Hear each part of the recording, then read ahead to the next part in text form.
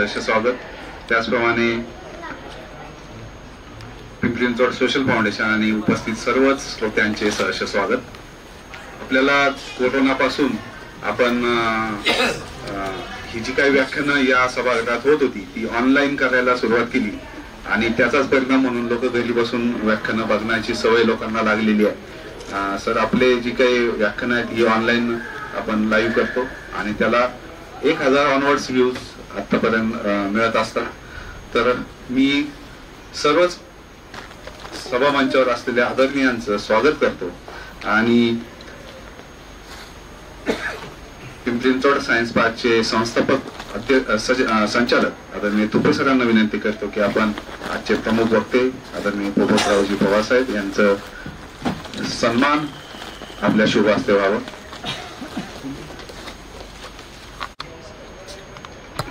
संजय जी,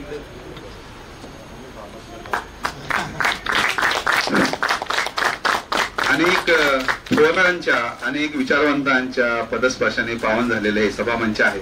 125 वेगवेगळ्या विषयावर विज्ञान व्याख्यान अखंड सादर करणं हे सुद्धा एक टास्क असतं।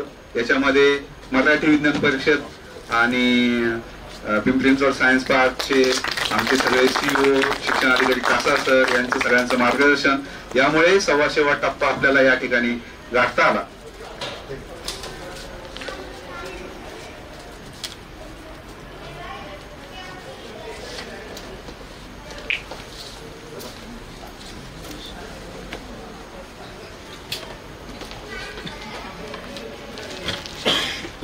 ज्येष्ठ वक्ते पिंपरी चिंचवड शहरामध्ये प्राध्यापक म्हणून ज्यांचा नावलौकिक आहे असे आदरणीय ढोकले सर यांचाही छोटा सन्मान या निमित्तानं आदरणीय CEO मॅडम यांच्या शुभ हस्ते करावा अशी मी विनंती करतो।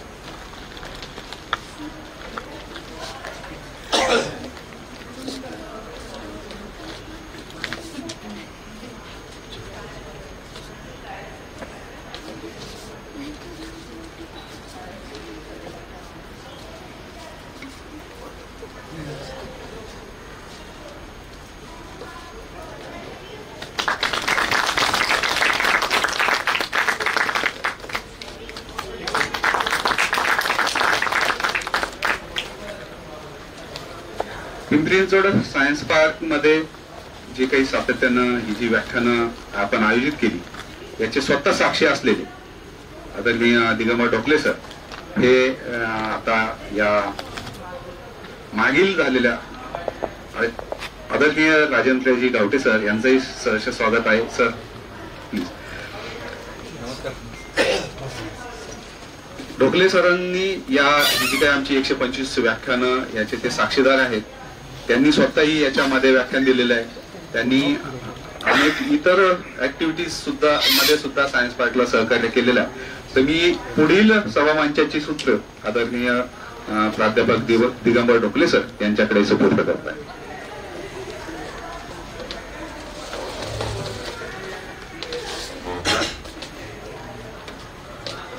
सर्वांना नमस्कार। व्यासपीठावरील पद्मश्री पोपटरावजी पवार सर, या सायन्स पार्कचे संस्थापक माननीय तुपे सर, त्याचबरोबर अध्यक्ष मराठी विज्ञान परिषद राजेंद्र सराफ सर, त्याचबरोबर या सायन्स पार्कच्या CEO डॉक्टर श्रद्धा खंपरिया मॅडम, या सर्वांचं या शतकोत्तर रौप्य महोत्सवी व्याख्यानमालेमध्ये मनापासून स्वागत करतो। त्याचबरोबर सभागृहाच्या समोर जरी गर्दी कमी असली तरी सगळी मंडळी गर्दी आहे, सगळी पोपटराव पवार यांना ऐकायला आलेली आहे। सायन्स पार्क वरती त्यांचं निश्चित प्रेम आहे आणि म्हणून आपण या ठिकाणी सर्वजण उपस्थित आहोत। साधारणतः 1 एप्रिल 2015ला पहिलं व्याख्यान सुरू झालं आणि व्याख्यान सुरू जे झालं ते डॉक्टर प्रकाश तुपे यांनी पहिलं पुष्प गुंफलं। त्यांनी जो प्रकाश पेरला त्या प्रकाशामध्ये पुढे 1-2 करत असे 125 आणि आजचं 125वे व्याख्यान आहे। त्यामध्ये आपण बाहेर जर बोर्ड पाहिला तर त्यामध्ये सर्व विषय जवळजवळ कव्हर केलेले आहेत। वेगवेगळ्या क्षेत्रातील मान्यवर त्याच्यामध्ये समाविष्ट झालेले आहेत। आणि सगळ्यात सांगायला आनंद वाटेल की नुकताच विज्ञानातला एक तारा अवकाशामध्ये ध्रुव तारा म्हणून ध्रुव ताऱ्याच्या शेजारी जाऊन बसला, असे पद्मभूषण डॉक्टर जयंत नारळीकर यांचं सुद्धा 1 मार्च 2020 साली याच सभागृहामध्ये व्याख्यान झालेलं होतं. अशा या पावन आणि अत्यंत विज्ञाननिष्ठ भूमीमध्ये किंवा या सभागृहामध्ये आज आपण ऐकणार आहोत पद्मश्री माननीय पोपटराव पवार साहेबांना. विषयाच्या मध्ये गणित, विज्ञान, आहार, तिथपासून तर अगदी आत्ता आर्टिफिशियल इंटेलिजन्स, चांद्रयान असेल, प्रज्ञाशोध परीक्षा असेल, इस्रोची वाटचाल असेल, एवढंच नव्हे तर संगीतातील विज्ञान असेल, पर्यावरण असेल, पर्यावरणाच्या संदर्भात गांधीजींचे विचार, या सर्व गोष्टींना स्पर्श करत करत पद्मभूषण डॉक्टर जयंत नारळीकर यांच्यापासून तर श्रीनिवास औंधकर यांचं चांद्रयानावरती, सुधीर फाकटकर यांचं अपोलो 11 मिशनवरती, डॉक्टर अरुण कुमार सिन्हा यांचे इस्रोची वाटचाल, अशा अनेक विषयांना स्पर्श करत करत महाराष्ट्रातील नव्हे तर भारतातील नामवंत व्याख्यात्यांना या व्यासपीठावरती आपण ऐकलेला आहे. आणि आजचा विषय आपण जर पाहिला तर तो विषय आजच्या काळाची गरज आहे आणि त्या विषयाला संदर्भात आपण पवारसाहेबांना अधिक ऐकणार आहोत. फक्त 2 गोष्टींचा इथे उल्लेख करतो की ह्या व्याख्यानानंतर दरवेळेला एक सांगीतिक कार्यक्रम असतो. सुरुवातीला दर महिन्याच्या पहिल्या शनिवारी व्याख्यानं आयोजित केली होती आणि त्याच्यानंतर तारखेचं थोडंसं मागे पुढे व्हायला लागल्यानंतर लोकांना प्रत्येक वेळेला ते लक्षात येत नसायचं. मग नंतर 1-1.5 वर्षानंतर मात्र दर महिन्याच्या पहिल्या तारखेला, त्यामुळे आत्ता काही प्रेक्षक इथे आहेत की त्यांना निमंत्रणाची गरज लागत नाही. 1 तारीख आली की सायन्स पार्कच्या या ऑडिटोरियममध्ये यायचं, 5:30-6ला व्याख्यान सुरू होणार. इतकं ते गणित आता पक्क झालेलं आहे. त्यामुळे अशा या व्याख्यानमालेच्या आयोजनाच्या संदर्भात पिंपरी चिंचवड सायन्स पार्क आणि मराठी विज्ञान परिषद या 2 संस्था एकत्र येऊन एक भारतीय युवा पिढी किंवा तुमच्यासारखी तरुण पिढी असेल किंवा ज्येष्ठ नागरिक असेल, या सर्वांचा मेंदू वैज्ञानिक दृष्टिकोनाच्या संदर्भात विचार करायला लावण्यासाठी एक अत्यंत चांगली मोलाची मशागत कोणी केली असेल तर या व्याख्यानमालेने केलेली आहे. त्यामुळे संयोजकांसाठी आपण खरं कृतज्ञतापूर्वक टाळ्या वाजवूया. त्यांनी हा सलग कार्यक्रम सुरू केलेला. पुण्यामध्ये जशी वसंत व्याख्यानमालेची परंपरा आहे तशीच या सायन्स पार्कच्या लोकप्रिय विज्ञान व्याख्यानमालेची ही परंपरा 125 वर्षापर्यंत 125वं व्याख्यान दर वर्षाला 12 असं हे व्याख्यानाचा गुंफणार आहोत. या संदर्भामध्ये माननीय राजेंद्र सराफ सर यांचं योगदान खूप मोठं आहे. मला वाटतं पहिल्या व्याख्यानापासून ते याच्याशी जोडलेले आहेत. मराठी विज्ञान परिषद, मराठी साहित्य परिषद सगळ्यांना माहिती आहे. राजेंद्रजी गावटे आहेत, आमचे गलांडे सर आहेत, सगळी मंडळी साहित्याशी निगडीत आहेत. परंतु त्याच साहित्याला विज्ञानाची जोड देण्याचं अत्यंत महत्त्वपूर्ण कार्य ज्या महनीय व्यक्तिमत्वाने केलं आहे ते मराठी विज्ञान परिषदेचे अध्यक्ष माननीय राजेंद्र सराफ यांना विनंती करतो की आपण थोडक्यामध्ये आपलं मनोगत या निमित्ताने व्यक्त करा.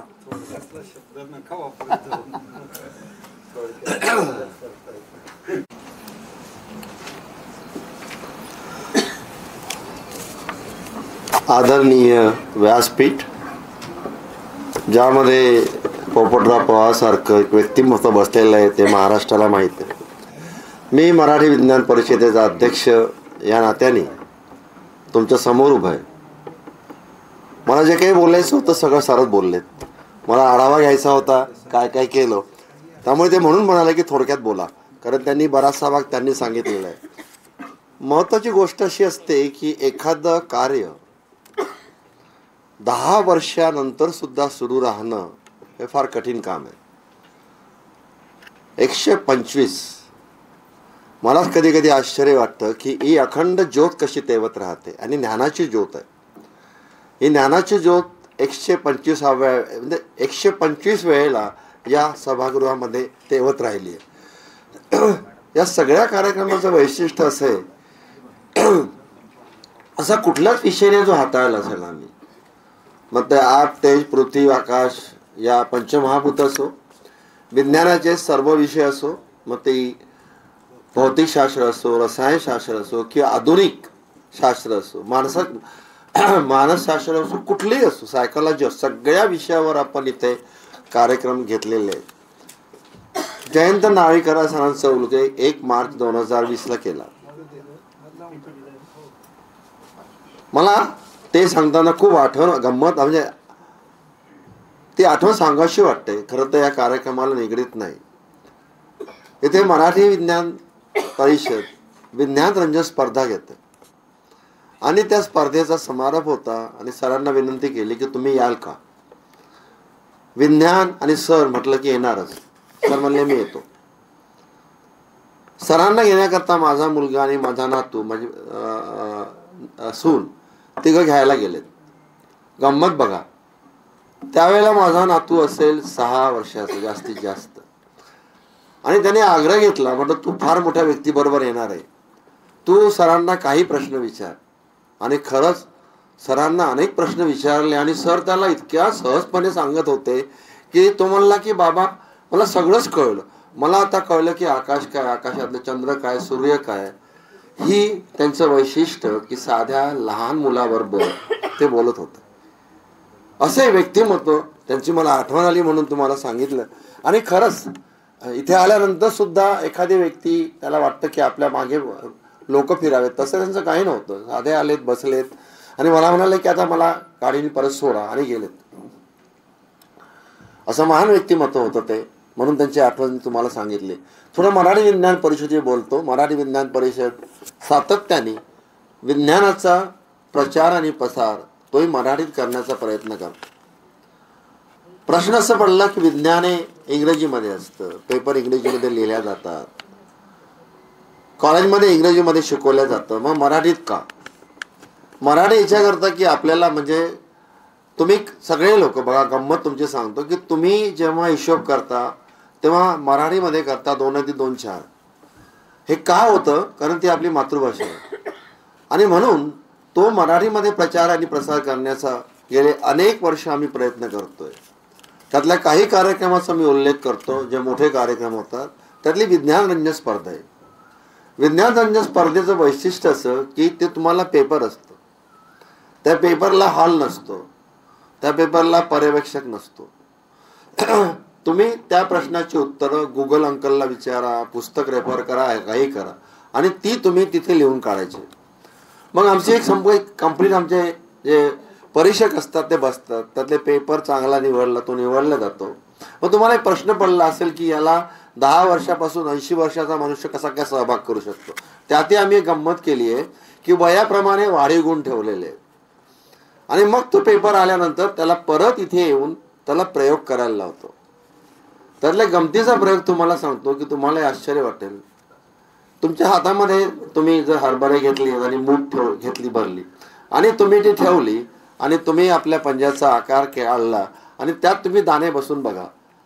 जेवढे दाणे तुमच्या याला एरिया म्हणू आपण आकार, तेवढेच दाणे तुमच्या मुठीत बसतात. हा प्रयोग करून बघायचा. अशा अनेक गोष्टी आम्ही केल्यात. त्यातली आणखीन एक गंमत, कोविडचा उल्लेख झाला होता.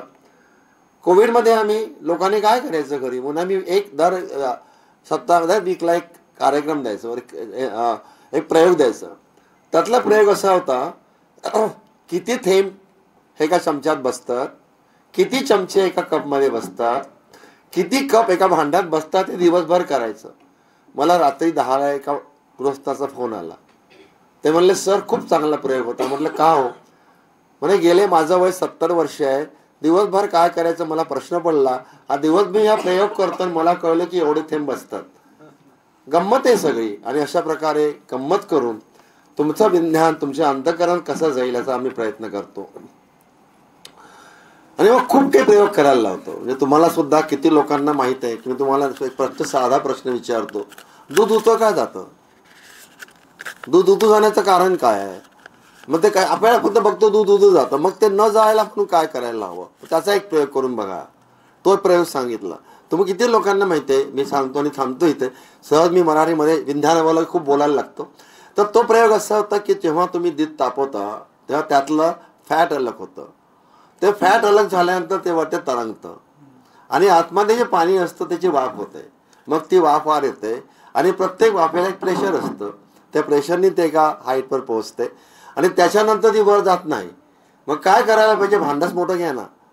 म्हणजे मी हा प्रयोग केला आणि मला कळलं की त्याची बासुंदी होते पण दूध जात नाही. तर अशा जर तुम्ही प्रयोग करून बघितले तर तुम्ही विज्ञानाच्या जवळ जाता. आणि माझं असं मत आहे की आजच्या काळामध्ये विज्ञानाची खूप आवश्यकता आहे. आणि जर तुम्हाला विज्ञान समजलं तर तुमचं जीवन सहज आणि सुलभ होतं. हा मराठी विज्ञान परिषद प्रयत्न. आमचे होणारे कार्यक्रम मी तुम्हाला सांगतो. पहिला कार्यक्रम आहे तो 3ऱ्या शुक्रवारी होतो. तो SM जोशी हॉलमध्ये होतो, SM जोशी सेमिनार हॉलमध्ये. तिथे अनेक विषय हाताळले जातात. त्यानंतर भावार्थ म्हणून एक ऑर्गनायझेशन आहे, त्यांच्याबरोबर एक कार्यक्रम होतो. आणि मग एक इन्स्टिट्यूट ऑफ इंजिनियर आहे, त्याच्याबरोबर एक कार्यक्रम होतो, तो दुसऱ्या मंगळवारी. आणि हा 3ऱ्या शनिवारी आणि 3ऱ्या शुक्रवार. आणि 1 तारखेला इथे आम्ही नेहमीच येतो आणि इथे कार्यक्रम करतो. तुम्हा सगळ्यांना खूप खूप शुभेच्छा त्याच्याकरता की तुम्ही इथे आला आहेत आणि तुमच्या मनामध्ये विज्ञानाचं बीज मोठं हो आणि जीवन विज्ञानिक दृष्टीने बघावं अशी प्रार्थना करून मी ते थांबतो. धन्यवाद. मनपूर्वक धन्यवाद सर. आडनावावरनं असं वाटलं की सोन्यासारखं काहीतरी काम करत असतील, परंतु हे जे काम आहे ते सोन्यापेक्षाही अधिक मौल्यवान आहे, हे अधोरेखित करण्यासारखं आहे. माननीय राजेंद्र सराफ सरांनी सांगितलं की विज्ञान गमतीशीर आहे. आणि डॉक्टर जयंत नारळीकरांचा हाच धागा होता की विज्ञान अवघड नाही, फक्त ते मुलांच्यापर्यंत पोहोचवण्यासाठीचं जे माध्यम आहे, मग गोष्टीरूप असेल, विज्ञानातल्या अनेक गोष्टी त्यांनी साध्या सोप्या पद्धतीने सांगितल्या. आणि आज विज्ञान आपल्याला अत्यंत आवडीचं झालेलं आहे. मी मगाशी उल्लेख केला की पहिलं व्याख्यान डॉक्टर प्रकाश तुपे यांचं. आणि खरं तर या संस्थेचे पिंपरी चिंचवड सायन्स पार्कचे संस्थापक डॉक्टर प्रवीण तुपे सर. नामसाधर्म्य आहे. सरांना विनंती करतो. आता मगाशी शब्द वापरला होता मी थोडक्यात. सरांनी सांगितलं थोडक्यात म्हणजे नेमकं किती. मी आता सांगतो 5 मिनिटात आपण आपलं मनोगत व्यक्त करा. 5 मिनिटापेक्षा कमी वेळ घेतो.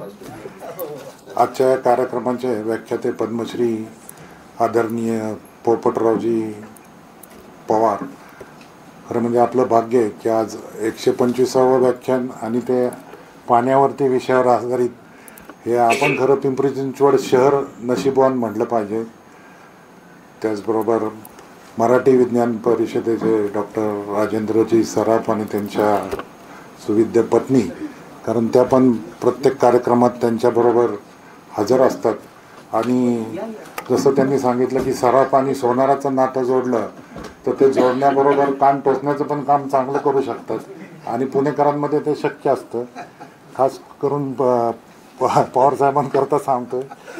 आजचे निवेदक बोलले CEO मॅडम, त्यानंतर महाराष्ट्र साहित्य परिषदेचे राजेंद्र गावटेजी, नंतर आमचे स्नेही विजय वावरेजी व त्यांचे सुविद्य पत्नी, पिंपरी चिंचवड सोशल फाउंडेशनचे गालिंदे साहेब व त्यांचे सर्व सहकारी.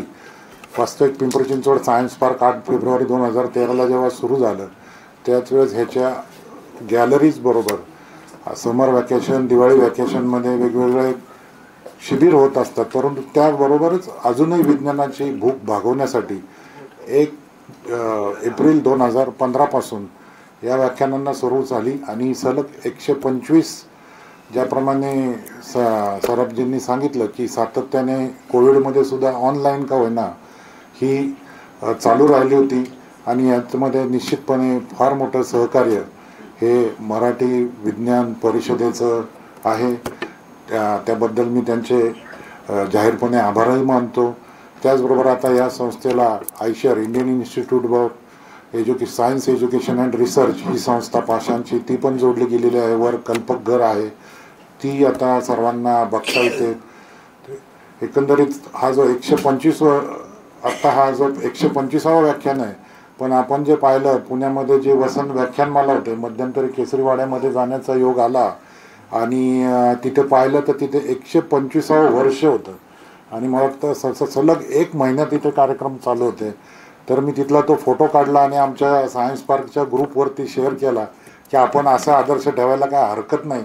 आणि निश्चितपणे मला वाटतं आपणा सर्वांच्या सहकार्याने आणि आमची जी खूप टीम चांगल्या प्रकारे पिंपरी चिंचवड सायन्स पार्कची, ह्याच्यामध्ये मला आवर्जून नाव घ्यावं लागेल की कासार साहेब असतील किंवा आमचे पोटेसर असतील, यांचं आणि संपूर्ण टीमचंच अतिशय सातत्य आणि चांगले आणि मन लावून काम केलं.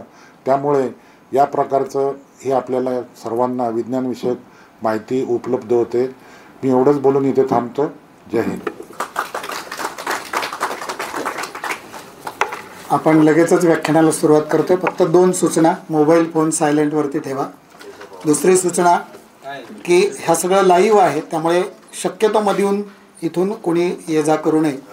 आणि आदरणीय पोपटराव पवारांच्याबद्दल कमीत कमी 1 तास बोलायला लागेल, म्हणजे त्यांच्यावर, त्यांच्या कार्यावर व्याख्यान होईल, एवढं त्यांचं कार्य मोठं आहे. पण आजचा जो विषय जलसंधारण आणि शाश्वत विकास, खरं तर 1.25 गोष्टीला, कोणत्याही 1.25 गोष्टीला महत्त्व आहे. ब्राह्मणाला दक्षिणा द्यायची झाली तर रुपये नाही देत, 1.25 रुपये देतो. तसं 100च्या ऐवजी 125ला खूप महत्त्व आहे. आणि मग त्या महत्त्वपूर्ण व्याख्यानाला व्यक्तीसुद्धा तितकीच महत्त्वपूर्ण असावी, हे या संयोजकांच्या संकल्पनेचं कौतुक आहे. आदरणीय पोपटराव पवारांचं मी फक्त आवाहन करतो किंवा एक प्रश्न विचारतो, किती लोकांनी हिवरे बाजारला प्रत्यक्ष भेट दिलेली आहे? आता तुम्हाला हे व्याख्यान कळायला सोपं जाईल. आमचे मुरलीधर साठे आहेत, सुदामजी भोरे आहेत. तिथं एक टेकडी आहे वरती, आणि त्या टेकडीवरती माझ्या माहितीप्रमाणे 1 किंवा अर्धा हापशात पाणी येतं, आणि ते भर उन्हाळ्यात. मग याच्यापेक्षा अधिक जलसंधारणाचं काम अजून कुठं असेल असं मला वाटत नाही. सरांच्यामध्ये आणि तुमच्यामध्ये मी फार राहणार नाही, आपल्याला त्यांना ऐकायचं आहे.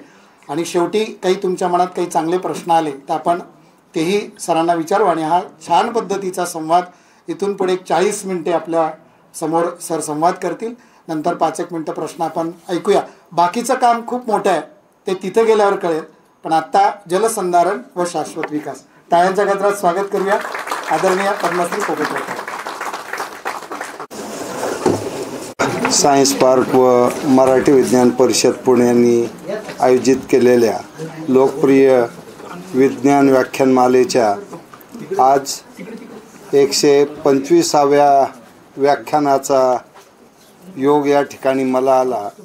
आजच्या कार्यक्रमासाठी उपस्थित असलेले माननीय श्री राजेंद्रजी सराफ सर, अध्यक्ष मराठी विज्ञान परिषद पुणे, श्री प्रवीणजी तुपे सर, त्याचबरोबर या पार्कच्या CEO डॉक्टर श्रद्धा मॅडम, शिक्षणाधिकारी पोटे सर, कासार सर, सुदामरावजी आणि सर्व उपस्थित बंधू आणि भगिनींना. खरं म्हणजे आकड्याचं गणित खरोखर खूप महत्त्वाचं असं. 2 दिवस मी बिहारमध्ये होतो. गांधीजींच्या तो चंपारण्य सत्याग्रह 117 म्हणजे 1917 आणि 2017 ती 100 चालू होती. आणि मोतीहारीमध्ये काल परवा 2 दिवस मी होतो. रात्री मी पुण्यामध्ये आलो. त्या अगोदर काही कार्यक्रम झाले, ते जगद्गुरू तुकोबरायांना जाऊन 375 वर्ष झाले. त्यावेळी वेगवेगळ्या ठिकाणी 7 खूप चांगले सप्ताह झाले, त्या ठिकाणी जायला मिळालं. माऊली ज्ञानदेवांचे 725 वर्ष झालेत, तोही कार्यक्रम आहे. आणि भारतीय स्वातंत्र्याला 75 वर्ष झाली. म्हणजे 25, 50, 75, 100 आणि 125 ह्या आकड्याभोवती खूप मोठं गणित आहे. आणि आजचा आकडाही 125वा आहे. आणि 125व्या आकड्याच्या दिवशी पाणी व्यवस्थापनावर एका गावच्या सरपंचाला बोलवलं आहे. सरपंच हा आपल्या लोकशाहीतला शेवटचा स्तर, परंतु सर्वात महत्त्वाचा. गाव स्वावलंबी झाले तर देश स्वावलंबी होईल, म्हणून खेड्याकडे चला हा संदेश राष्ट्रपिता महात्मा गांधींनी दिल्लीमध्ये झालेल्या स्वातंत्र्यानंतरच्या पहिल्या बैठकीत मांडला होता. सेवाग्रामला प्रयोग केले स्वातंत्र्याच्या आंदोलनाचे, आणि त्याचबरोबर दुसरे प्रयोग चालू होते स्वातंत्र्यानंतर भारत कसा असावा आणि त्या भारतामध्ये सर्व लोक आनंदाने कसे राहावेत यासाठी ग्रामस्वराचं चिंतन होतं. आणि यातून आजची परिस्थिती पाहिली तर खेड्याकडे जायची परिस्थितीच राहिली नाही. सगळी खेडे शहराकडे पळत आहेत. आणि अशा परिस्थितीमध्ये पिंपरी चिंचवड महानगरपालिकेने या सायन्स पार्क आणि मराठी विज्ञान परिषदेची सांगड घालून 2013ला ही व्याख्यानमाला सुरू केली. अनेक महनीय व्यक्तिमत्व या ठिकाणी येऊन गेले.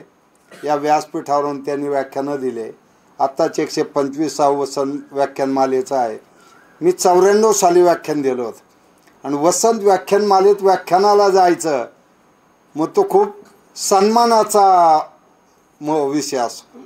आणि भारतातल्या अनेक 100च्या पुढे गेलेल्या अनेक व्याख्यानमालेमध्ये मला जायला मिळालं का जिथं खूप मोठमोठाली नावं त्या व्याख्यानमालेसाठी येऊन गेलेली होती.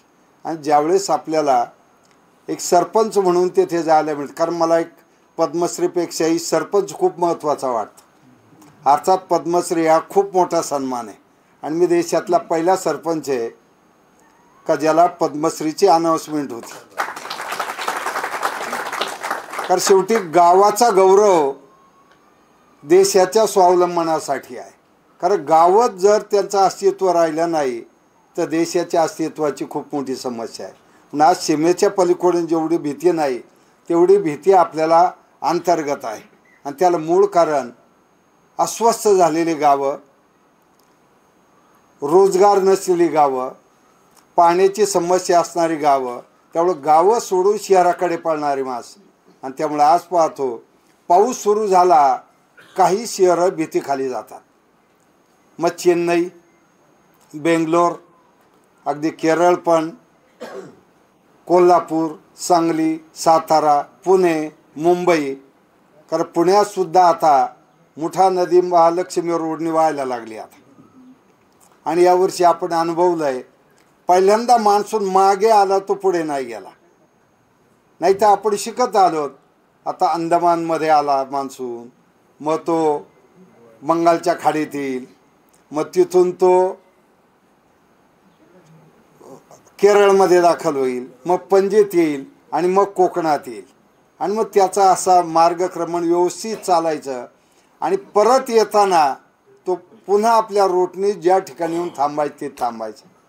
सहज आपण 100 आता 25 वर्षांनी होईल आपली भारतीय स्वातंत्र्याची. 75 वर्षे आपण पूर्ण केले.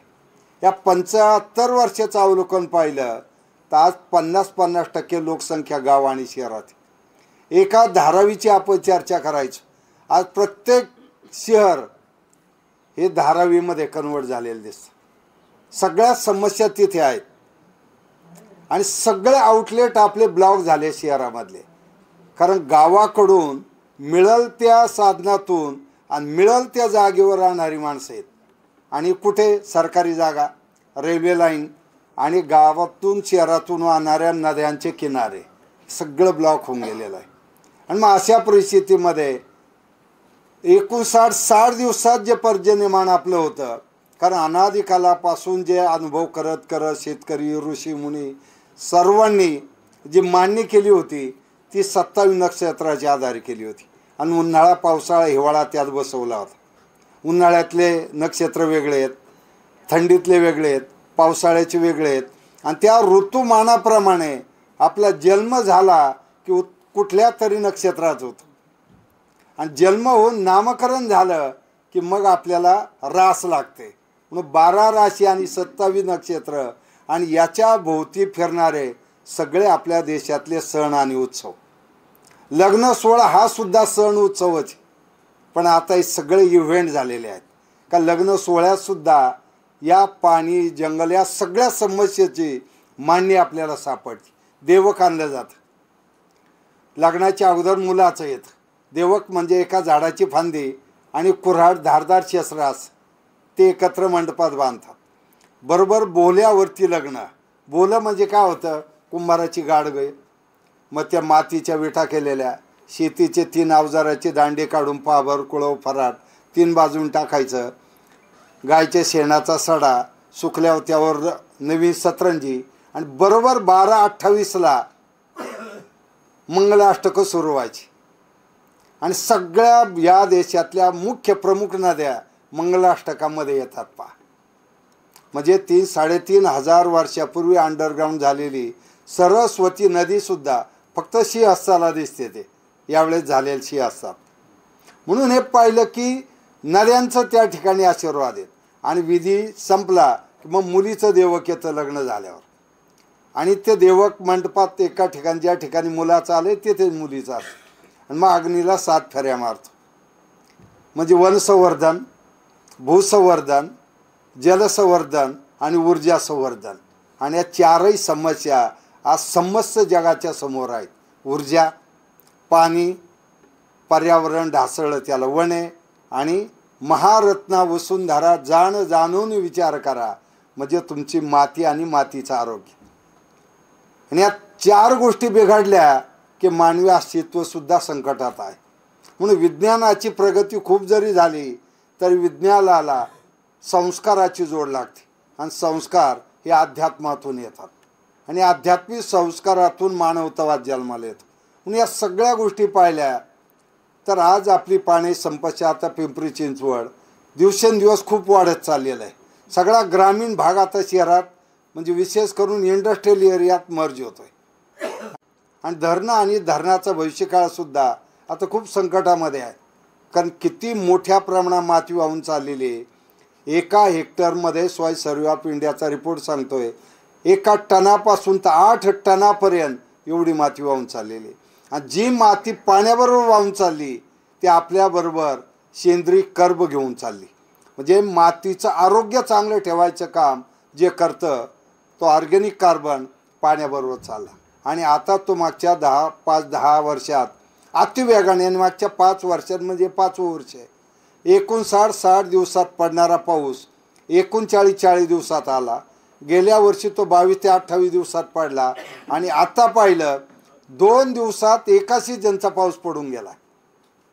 म्हणजे 200-250 मिलीमीटर पाऊस बारामती अकलूज परिसरात पडला. आपण पाहिला एवढ्या वेगाने पडतोय. तो जास्त वेगाने एकाच वेळी पडणारा पाऊस ही माती घेऊन चाललेला आहे आणि जेवढी माती जाईल तेवढा उद्याचा आपल्या अन्नधान्याची समस्या आहे. कारण मी आज इथे नसतो कारण मला ते नेब्रास्का युनिव्हर्सिटी US ते एक आंतरराष्ट्रीय कॉन्फरन्स होती का जेथे जगभरातील 500 शास्त्रज्ञ येणार होते. वॉटर फॉर फूड 2050 पाणी आणि अन्नधान्याची समस्या यावरची कॉन्फरन्स होती आणि एक 20 मिनिटाचं मला त्या ठिकाणी भाषण करायचं. पण थोड्या काहीतरी या USच्या गडबडी माझा व्हिसा ऐन वेळेस नाकारला गेला. त्यामुळे मी आज तुमच्या या व्याख्यानमालेसाठी इथे येऊ शकलो. म्हणून एक आहे की नेमकी पाणी ही भारताची समस्या आहे का, महाराष्ट्राचीच आहे का जगाची? आता ही जगाची समस्या झालेली आहे. जगभर आपण पाहतो ज्या प्रकारे क्लायमेटिक चेंजेस आपल्याला आलेले पाहायला मिळतात. कमी कालावधीमध्ये पडणारा पाऊस. अमेरिकेसारखा देशसुद्धा टंचाईला सामोरं जातो, दुष्काळाला सामोरं जातो. ज्या देशात AC आणि कूलरची गरज नव्हती युरोपियन देशात पाहतो टेम्परेचर एवढं वाढलं. किंवा मुंबईला कधी स्वेटर आणि थंडीच्या दिवसात उबदार कपड्याची गरज ते विकायचे पण स्वतः वापरत नव्हते मुंबईकर. मुंबईसुद्धा आणि परतीचा मान्सून पुन्हा कोकणात आणि मुंबईपर्यंत चाललेला आहे. आणि हे जे बदल सगळे आहेत याचा मोठा परिणाम आपल्या भविष्यकाळातील पाणी समस्येवर होणार आहे. म्हणून गावं आणि शहराचा मोठा संघर्ष भविष्यकाळात पाण्याच्या बाबतीत पाहायला मिळाला. म्हणजे एक इंडिया आहे, कुठलीच समस्या नाही, प्रचंड सुबत्ता आहे. दुसरा भारत आहे, कुठली सोयीसुविधा नाही. आणि तिसरा एक नवीन इंडो भारत तयार झाला आहे. तो इंडियातही नाही आणि तो भारतातही नाही, तो स्लममध्ये आहे आणि त्याच्या सगळ्या समस्या वेगळ्या आहेत. आणि सगळी परिस्थिती ती पाहिली तर उद्याच्या कालखंडामध्ये पाणी आणि पाण्याच्या बाबतीत आपल्या सर्वांना जे काम करावं लागणार आहे त्यावर आपल्या सगळ्या वारकरी परंपरेने भाष्य केलं आहे. 375 वर्षापूर्वी दुष्काळ पडला, सलग 4 वर्ष आणि हातबल होऊन तुकोबारायांनी सांगितलं बरे झाले देवा निघाले दिवाळे, बरी गेली पिढा या दुष्काळ. आणि दुसरा अभंग कोण आम्हा पुसे शिनोलो भागलो, तुझं विना उपजे पांडुरंगा, कोणापाशी आम्ही सांगावे सुख दुःख, कोण तहान आणि भूक निवारिला. म्हणजे 375 वर्षापूर्वी तहानही होती आणि भूकही होती. आणि आजही तहानही आहे आणि भूकही आहे. पण आजची तहान ही दूषित पाण्यामुळे आहे आणि आजची भूक ही दूषित अन्नामुळे आहे. आणि पाणी आणि अन्न हे आपल्या सर्वांचं जीवन आहे. मग तेच व्यवस्थित नसेल तर आरोग्याचं काय आहे. म्हणून श्रीमंती किती आली आणि आरोग्य नसेल व्यवस्थित तर आनंदी कुटुंब असू शकत नाही. म्हणून आनंदी कुटुंब आनंदी गाव यावर गेली 5 वर्षे आम्ही गावात काम करतो. का ज्यावेळी या कामाच्या माध्यमातून खूप फिरायला मिळतं. आत्तापर्यंत मी 15 लाख किलोमीटर माझा प्रवास झाला. दर महिन्याला 3-4 राज्य होता. महिन्याला 3-4 हजार किलोमीटर प्रवास होतो. आणि एकच आहे की आम्ही गावात केलेलं काम आणि जे काम करतील मग तिथे जाऊन मार्गदर्शन करत राहायचं. अगदी अख्खा भारत फिरून झाला. अनेक राज्य खूप अनेक वेळा झाले. आणि ज्यावेळी पंजाबला अनेक वेळा आता 1-2-3 महिन्यापूर्वी गेलो होतो. तिथल्या गव्हर्नमेंटने काही कार्यक्रम ठेवले होते म्हणून आता पंजाबमध्ये पाणी व्यवस्थापन आणि पीक व्यवस्थापनावर चर्चासत्र व्हायला लागली. का ज्या पंजाबच्या मातीने अख्ख्या भारताचं पोट भरलं, आज ती माती स्वतःचं पोट भरू शकणार नाही अशी अवस्था आहे. आणि अतिश्रीमंतीला संस्काराची जोड नसे त्याचा परिणाम उडता पंजाब सिनेमा तिथे आला. आमिर खान यांनी तो लालसिंग चड्डा दिला. तो खरं म्हणजे आवर्जून पाहिला पाहिजे प्रत्येकाने. काल परवा त्यांनी एक प्रीमियर केला. आता 28 तारखेला सितारे जमी पर एक नवा सिनेमा आमिरजींचा येतो. आणि त्या दोन्ही प्रीमियरला त्यांच्या घरी त्यांनी काही लिमिटेड लोक बोलवलं, त्यात मलाही बोलवलं होतं. कारण सत्यमेव जयतेपासून आम्ही एकत्र आलो. आणि 2016ला पाणी फाउंडेशनचं काम ज्यावेळेस सुरू करायचं होतं अख्खा एक दिवसभर त्यांच्या घरी आम्ही चर्चा करत होतो की काय केलं पाहिजे. आणि त्यामध्ये देवेंद्र फडणवीस साहेबांनी पाठबळ दिलं 16ला आणि पाणी फाउंडेशनची एक मोठी चळवळ महाराष्ट्रामध्ये आली. पुन्हा मकरंजी अनासपुरे 2 दिवस आमच्याकडे आले हिवरे बाजारला. नानांनी त्यांच्या गणपतीला मला घरगुती गणपती असो आणि घरचेच माणसं असतात मग त्यांनी मुंबईला बोलवलं होतं. नाम फाउंडेशनसुद्धा आता महाराष्ट्रात खूप चांगल्या पद्धतीने काम करत आहे किंवा जैन सोशल संघटना आहे. आणि या माध्यमातून महाराष्ट्र आणि महाराष्ट्राचं पाणी आडवा जिरवा ही योजना आहे. आता त्याची खूप मोठी चळवळ राज्यभर सगळीकडे होत आहे. आणि आता पूर्वी टंचाईग्रस्त जिल्हे तालुके ठरलेले असायचे. राजस्थानचा जैसलमेरपासून सुरू झालो की राजस्थान, मध्य प्रदेश, गुजरात, महाराष्ट्र, तेलंगणा, आंध्र, कर्नाटक आणि तामिळनाडूचा निलगिरी जिल्हा हा भारताचा दुष्काळी DPP झोन. आणि तिथलं रोजचं खाणं म्हणजे मिलेट, कडधान्य. आणि सणाला आणि उत्सवाला खायचं गव्हाची पोळी किंवा भात. दक्षिण भारत गहू खायला लागला आणि उत्तर भारत तांदूळ खायला लागला. कारण आमच्या रेशनिंगवर गहू आणि तांदूळ गेला. आणि हरित क्रांतीनंतर एवढं उत्पन्न झालं की आमचं कडधान्य गायब झालं. आता दुष्काळी भागातील कडधान्य आपण ते गुरांचं खाणं म्हणतो, जनावरांचं. म्हणजे हरित क्रांतीमध्ये एक सर्वात मोठी चुकी याच्यावर मी ज्यावेळी आम्ही IIT चेन्नईमध्ये एका कार्यक्रमाला गेलो होतो आणि तेथे मला डॉक्टर MS स्वामीनाथन सरांबरोबर शेअर करायला मिळालं स्टेज. लक्ष्मी मित्तलजी होते, एक उद्योगपती. आणि तिथे एक इंडस्ट्री, सायन्स या सगळ्या गोष्टी आणि मला ग्रामविकासचा मुद्दा होता. नंतर त्यांच्या फाउंडेशनमध्ये थांबलो होतो. आणि सरांना मी तो प्रश्न विचारला होता की आपण हरित क्रांती केली, प्रचंड रासायनिक खतं, औषधं, तणनाशकं आणले, उत्पादकता वाढवली, भूक थांबवली, अतिरिक्त झालेलं उत्पन्न पुन्हा रेशनिंगवर दिलं आणि फुकट मिळाल्यामुळं गहू आणि तांदूळ सगळे खायला लागले. याच्यामुळे आरोग्याची समस्या निर्माण झाली असा मुद्दा होता. त्यावर स्वामीनाथन सरांनी सांगितलं की आम्ही तो दुसरा रिपोर्ट दिला होता. कारण मी बऱ्याच वेळा केंद्र सरकारशी पत्रव्यवहार केलेला होता की दुष्काळी भागातलं भरड धान्य एवढं जरी रेशनिंगवर दिलं तर पुढच्या पिढ्या कमीत कमी ते खातील. आदरणीय प्रधानमंत्र्यांजवळ मिलेट, आंतरराष्ट्रीय मिलेट इयर डिक्लेअर केलं. एक खूप चांगली गोष्ट आहे ती. कारण त्यामुळं कमीत कमी आपला डाएट तरी व्यवस्थित आहे. कारण 3-3.5 हजार वर्षापूर्वी बागभट्टांनी आपलं खानपान कसं असावं, केव्हा खावं, किती खावं, केव्हा उठावं, केव्हा झोपावं, का त्यावेळेस पशु पक्षी प्राणी आणि माणसं अन्नासाठी सगळे स्थलांतर करीत होते. आणि आपल्याला माहिती आहे पूर्वी स्थलांतरी शेती होती. पण माणसाला बुद्धी असल्यामुळं त्यांनी संरक्षित पाण्याचा प्रोटेक्टिव्ह इरिगेशन शोध लावला. आणि धावपळ नको म्हणून पाण्यावर काय पिकं घ्यायला लागला. मग नदीच्या वाळवंटात पिकं घेतली, काही टरबूज खरबूज असेल.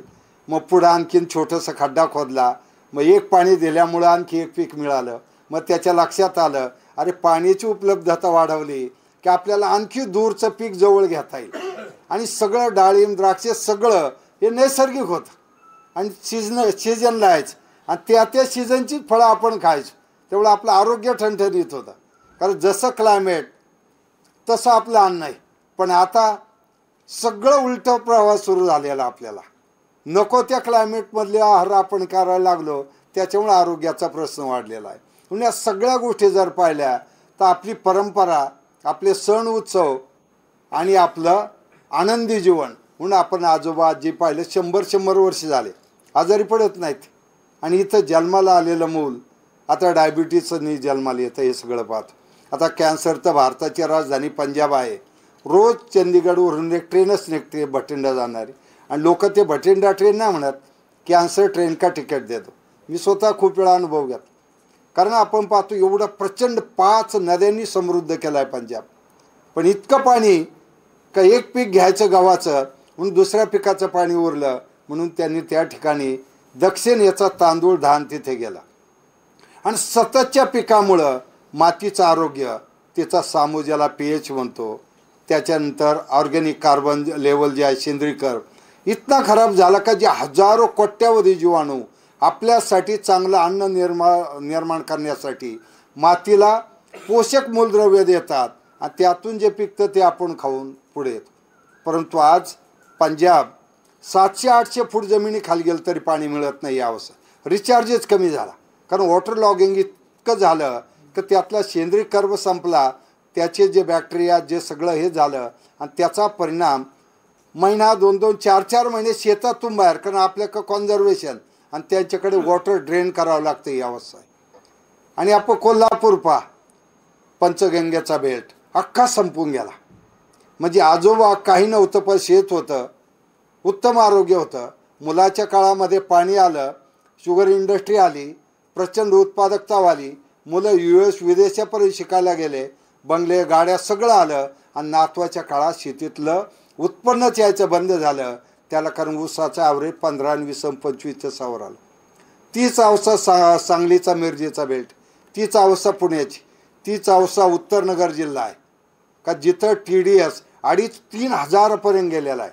100-150च्या पुढे गेला की घराघरामध्ये आता फिल्टर वॉटर आलं आहे. एक काळी फार मागं 30-1 वर्ष मागं जा, जास्तही नाही, सहज ओढ्याची रीती बाजूला केली की हाताने गुडघे टेकवले की तोंडाने पाणी प्यायचो आपण. कधी माणसं आजारी पडली नाही. आता 55 ते 60 हजार करोडच्या पडे रोजचा बंद बाटलीचा बिझनेस. ज्या देशांनी जगाला पाणी हे पुण्यकर्म सांगितलं, सिंहस्थ कुंभमेळा हा जगाच्या पाठीवरचा लोकसहभागातला सर्वात मोठं जलसंमेलन आहे. या सगळं पाणी का आपण गंगेची यात्राच का करतो, नद्यांची यात्राच का करतो. रामायण कालखंडातसुद्धा आपल्याला PPT हा लावलेलं आहे का, थोडंसं गावाकडे घेऊन जातो. आमची ग्रामपंचायती हा देश राज्य ही अवस्था आहे 72 ते 89. कारण मी 89ला सरपंच झालो. 34 नंतर बाहेर शिकायला जागा नव्हती. दुष्काळी गाव, खडकावरती गाव, एक काळचं कुस्तीतलं प्रचंड गाजलेलं गाव. आणि नंतर 72 दुष्काळ, 76, 77, 82, 83. आणि दुष्काळामुळं पहिल्यांदा लोक रोजगारासाठी गाव सोडून पळायला लागले. आणि रोजगारासाठी गाव सोडून पळायला लागले आणि त्याचा परिणाम जानेवारी-फेब्रुवारीत पाणी संपायचं कारण. आणि ज्वारी बाजरी सोडून खायला, गव्हाची पोळी खायला तो श्रीमंत होता. मग असं माझं 4थी नंतर बाहेर नगरजवळ आलो, केडगाव आजवळ. आणि ती शिकलो. मग 11वी-12वी सायन्सला होतो. आणि ते करत असताना 12वी सायन्सला असताना महाराष्ट्र राज्यात शालेय क्रिकेटच्या कॅम्पला निवड झाली. मग क्रिकेट खेळणं पसंत केलं, प्रॅक्टिकल सोडून दिला. मग कॉमर्स जॉईन केलं. आणि त्यानंतर मी पुणे युनिव्हर्सिटी 2 वेळा ऑल इंडिया खेळलो. त्यावेळेला आमचा सुनंदन लेले जो भारतीय संघाबरोबर जगभर खेळतो, आमचा सुनंदन 2 डाऊन बॅट्समन. त्यावेळेला केपटाऊन क्रिकेट टेस्टच्या वेळेस धोनींच्या कॅप्टनशिप खाली तिथं ज्यावेळेला हॉटेल मॅनेजमेंटनी सांगितलं की तुम्हाला एवढंच पाणी मिळेल किंवा हॉटेल सोडा, त्यावेळी 8-10 मिनटं हिवरे बाजारचं वॉटर मॅनेजमेंट भारतीय संघाला सुनंदननी सांगितलं होतं. आणि त्यामुळे सचिन तेंडुलकर जे आमच्याशी जोडले गेले. मग मिसेस तेंडुलकर हिवरे बाजारला आल्या, सचिनजी व्हिजिटला येणार. कोविड सुरू झाला कारण त्यांच्या फाउंडेशननं काही गावामध्ये आपण ग्रामसभा घेऊन मदत केली होती. म्हणून पाणी आणि पाण्याचं व्यवस्थापन मुळी इथं ही अशी अवस्था गावाची होती. फेब्रुवारी संपलं पाणी, दगड मातीची घरं आणि मायग्रेशनमुळे अवस्था. आणि खाली एंट्री गेट पुढे घ्या. ही 89-90 म्हणजे 89-90ला मी सरपंच झालो. त्यावेळेस मी खूप चांगलं मुंबईत खेळायचो, पुण्यात खेळायचो, चांगले जॉब हातात आले होते कस्टम एअर इंडियासारखे. पण तो अपघाताने सरपंच व्हावं लागलं, कारण 83 साली दारू पिऊन भांडणं होऊन एक खून झालता. मग 83-84 ते 89 शासकीय नोकराला पनिशमेंट द्यायची झाली, त्याची बदली हिवरे बाजारला केली जायची. बरं, दारू पी किंवा पाज ही अवस्था होती. एका दारूच्या बाटलीत एका मुलीचं लग्न आणि हंडाभर पाण्यासाठी महिला 2-2 महिने वन करा. पुढे घ्या. मग हे आमचं मेस आहे. येलो कलर जे आहे लिडरशिप पंचायतीची, ग्रामसभा आहे ब्ल्यू कलर आणि सपोर्टिंग सिस्टम आहे. या पद्धतीने पुढे गेलो. घ्या पुढे. मग हे 7 सूत्र आहे. कारण आपल्या देशात एकच आहे, सगळ्या सुविधा पाहिजे पण आम्हाला डिसिप्लिन नको आहे. मग आमचं गाव डिसिप्लिनवर गेलेलं आहे. आणि ग्रामसभेचं जे निर्णय आहेत, बोरवेल घ्यायचा नाही, फक्त पिण्याच्या पाण्यासाठी, शेतीसाठी विहीरच घ्यायची. जास्त पाण्याचं पीक्स ऊस डाळिंब द्राक्षे घ्यायचं नाही, त्याऐवजी सिजनेबल पिकं घ्यायची. आणि गावातली जमीन बाहेरगाव विकायची नाही, झाड कुऱ्हाडीने मुळासहित तोडायचं नाही. या सगळ्या गोष्टीचे एक 7 सूत्र आहेत. तर या 7 सूत्राच्या आधारे आम्ही गावात प्रयत्न केला होता. चराईबंदी, कुऱ्हाडबंदी, नसबंदी, नशाबंदी, श्रमदान, लोटाबंदी. 92 साली टॉयलेट बांधलेत आम्ही स्वखर्चाने, 92 साली. आणि मग हे बाकीचं पुढं स्वच्छ भारत सुरू झालं. घ्या पुढे. मग हे गाव होतं. ही एंट्री एका बाजूला डाव्या बाजूला जे आहे ते मारुतीचं मंदिर जुनं आणि उजव्या बाजूला पडलेली ग्रामपंचायत आहे. उघडे बोडखे डोंगर दिसतात मागे. मग ज्वारी आणि बाजरी एवढंच पीक होतं. आणि खालचं पाहिलं त्या पहिलं NSSचं शिबिर गावात घेतलं होतं, कारण कॉलेजला असताना NSS NCC आवडीचे विषय. आणि समर्थ भारत अभियान NSSमध्ये सलग 3 वर्ष पुणे विद्यापीठाचा कॅम्प आपण हिवरे बाजारला केला होता. आणि राज्यातले सगळे कुलगुरू हिवरे बाजारला येऊन गेले होते. आणि नरेंद्र जाधव सर ज्यावेळेस कुलगुरू झाले तर तिथून ते समर्थ भारत अभियानाचं NSSची खूप मोठी मुवमेंट झाली होती. पुढे घ्या. हे गाव. मग ही सुरुवात पाणी आडवा आणि जेरवा. वेगळं काहीच नाही. पूर्वीचा डोंगर. योगायोगाने माझ्याकडे छोटा कॅमेरा होता आणि त्या कॅमेऱ्यात त्यावेळेस काढलेले हे फोटो आहेत. पण आमचे फोटो तुम्ही पहा 92 पासून आहेत वेगवेगळ्या ठिकाणी. त्याच स्पॉटचे आहेत, जागा बदलून नाही. त्याच जागेवर पूर्वी कसं होतं आता. आणि ही टेकडी आता 2 नंबरचा फोटो आहे. एकही झाड तुम्हाला तिथे दिसत नाही. आणि आता जर गावाकडे आलं तर बॅक साईडला ट्रेनिंग सेंटरच्या आज ते झाड म्हणजे डोंगर दिसत नाही. नंतर ते पाहिलं. ह्या पद्धतीने डीप CCTचा पहिला प्रयोग 1 मीटर बाय 1 मीटरचा 2004ला आम्ही केला होता. आणि त्या स्पॉटवर एवढं बदल झाला. पुढे घ्या. आणि मग हे ड्रेनेज लाईन ट्रीटमेंट. या पद्धतीने पहिल्यांदा माथे केले. माथे म्हणजे वंशवर्धन. 2 नंबरला एरिया ट्रीटमेंट. एरिया ट्रीटमेंटमध्ये आपण सॉईल कॉन्झर्वेशन केलं. आणि 3rd ट्रीटमेंट जी आहे वॉटर कॉन्झर्वेशन ही ड्रेनेज लाईनमध्ये. म्हणजे ओढ्यामध्ये प्रत्येक म्हणजे डोंगरातलं पाणी आलं रिचार्ज होऊन चराईबंदी कुऱ्हाडबंदी ते ओढ्याने आलं की गली प्लग लूज बोल्डर जे आहेत ते पाणी फिल्टर करून पाण्याचं स्पीड कमी करतात आणि स्ट्रक्चरमध्ये पाणी सोडतात. आणि मग खाली आला का पाझर तलाव, नंतर एक चेक डॅम आणि मग विहीर. घ्या पुढे. आणि मग हा एक प्रयोग केला. विकास खारगे साहेब आता मुख्यमंत्री कार्यालय सचिव आहे, त्यावेळेस GIDAचे डायरेक्टर होते. आणि उमाकांत दांगड साहेब त्यावेळेस जिल्हाधिकारी. हा पहिला प्रयोग. या नालाबंडमध्ये 500 mm पाऊस पडला तरी तेवढंच पाणी विहिरीला यायचं. आणि 50 पडला तर तेवढं. कारण महाराष्ट्राची जिओलॉजी अशी आहे म्हणजे 81.50 81.50 एवढं बसाल्ट आहे. आणि बसाल्टमध्ये 1.5 किंवा 0.7% एवढंच रिचार्ज होतं. पाऊस पडला का रिचार्ज होतं, पाणी व्हायला लागतं. आणि पाऊस थांबला पाणी उचललं की टँकर गावात यायला लागतात. त्याला कारण जमिनीखालची जिओलॉजी हायड्रोलॉजी अशी आहे. मग तो प्रयोग करून आपण 20 फूट ते 50 फूट आणि 500 मीटर लेंथमध्ये ब्लास्ट केला. आणि ब्लास्ट करून आर्टिफिशियल ॲक्युफर्स क्रिएट केले आपण. म्हणजे भूस्तर तयार केले आणि पडलेलं पाणी जमिनीत सोडलं. त्याचा परिणाम आता हँडपंपाला आता तुम्ही पुढच्या महिन्यात या त्याला पंप करायची गरज नाही, ऑटोमॅटिक पाणी चालतं. म्हणजे डिसेंबर जानेवारीपर्यंत. म्हणजे आपण नैसर्गिक म्हणजे प्रवाहाला कृत्रिम दुभंजन करून खडकाला त्याला रिचार्ज केला. टेक्नॉलॉजीचा वापर बरं का. पण आमचं लोकल नॉलेज आणि थोडं GIDAची टेक्नॉलॉजी जोडली आणि त्यातून हे केलं. आता हा प्रयोग जर ज्या गावात जास्त बोरवेल आहे तिथं केला, सगळं वॉटर ड्रेन होऊन जाईल, आतून निघून जाईल. आमच्याकडं बोरवेल बंदी आहे आणि 50 फुटापेक्षा जास्त खोल करत नाही. हे BBTचं टेक्निक पुढे GIDने आलं, त्याच्या साईड इफेक्ट आम्ही त्यावेळी विरोध केला होता की लय ते 20-30 फुटापर्यंत करा. आणि ओढ्यामध्ये ते ब्लास्ट केलं आणि ते एवढं का 200 फूट मारलं आणि सगळे पाझर त्याला कोरडे पडायला, सगळं पाणी निघून जायला लागलं. शेवटी कुठलंही टेक्निक टेक्नॉलॉजी जिओलॉजीचा जमिनी खालच्या ॲक्युफर्स कसे आहेत, भूस्तर कसे आहेत याचा अभ्यास केला नाही तर ते खूप आयुष्यभराचे धोकादायक आहे. तसंच आता ओढे उकरणंसुद्धा तेवढं धोकादायक आहे. जोपर्यंत ओढ्यांना नदींना वाळू होती तोपर्यंत नदीच्या कडेचे गावं पाणीदार होते. वाळू संपली, मायनिंग झालं, मग नंतर मुरमाचंही मायनिंग केलं आणि जे ॲक्युफर्स आहेत आपले जमिनीखालचे भूस्तर आहेत याचे फिल्टरच काढून घेतले आपण. आणि फिल्टर काढून घेतल्यामुळे डायरेक्ट माती सॉईल मिक्स ज्यावेळेस पाणी पावसाचं पुराचं येतं ती सगळी माती भूस्तरात जाऊन बसाल. बायपाससुद्धा करता येणार नाही, कायमस्वरूपी ब्लॉक होतील. आणि खूप ठिकाणी आता ते दिसायला लागलं की पाण्याची दुर्गंधी यायला लागली. दुर्गंधी यायला लागली याचा अर्थ रिचार्ज संपला. तर कुठलंही काम करताना त्याचं तंत्रज्ञान, त्याचं भविष्यकाळातील धोके लक्षात घेऊन आपण केलं पाहिजे. म्हणून त्या ठिकाणी ओढे उकार ठीक आहे, रुंद केलं इथपर्यंत ठीक आहे, पण एकदम सगळा मुरम सगळा काढून टाकून जर आपण तो खडकच ओपन केला तर मात्र खूप मोठा धोका आहे त्यामध्ये. पुढे घ्या, मग त्याचं डिटेल आहे, पुढे घ्या आणखी. मग हे वॉटर बजेट म्हणजे water budget based cropping pattern देशात पहिल्यांदा 95 साली आपण मांडला.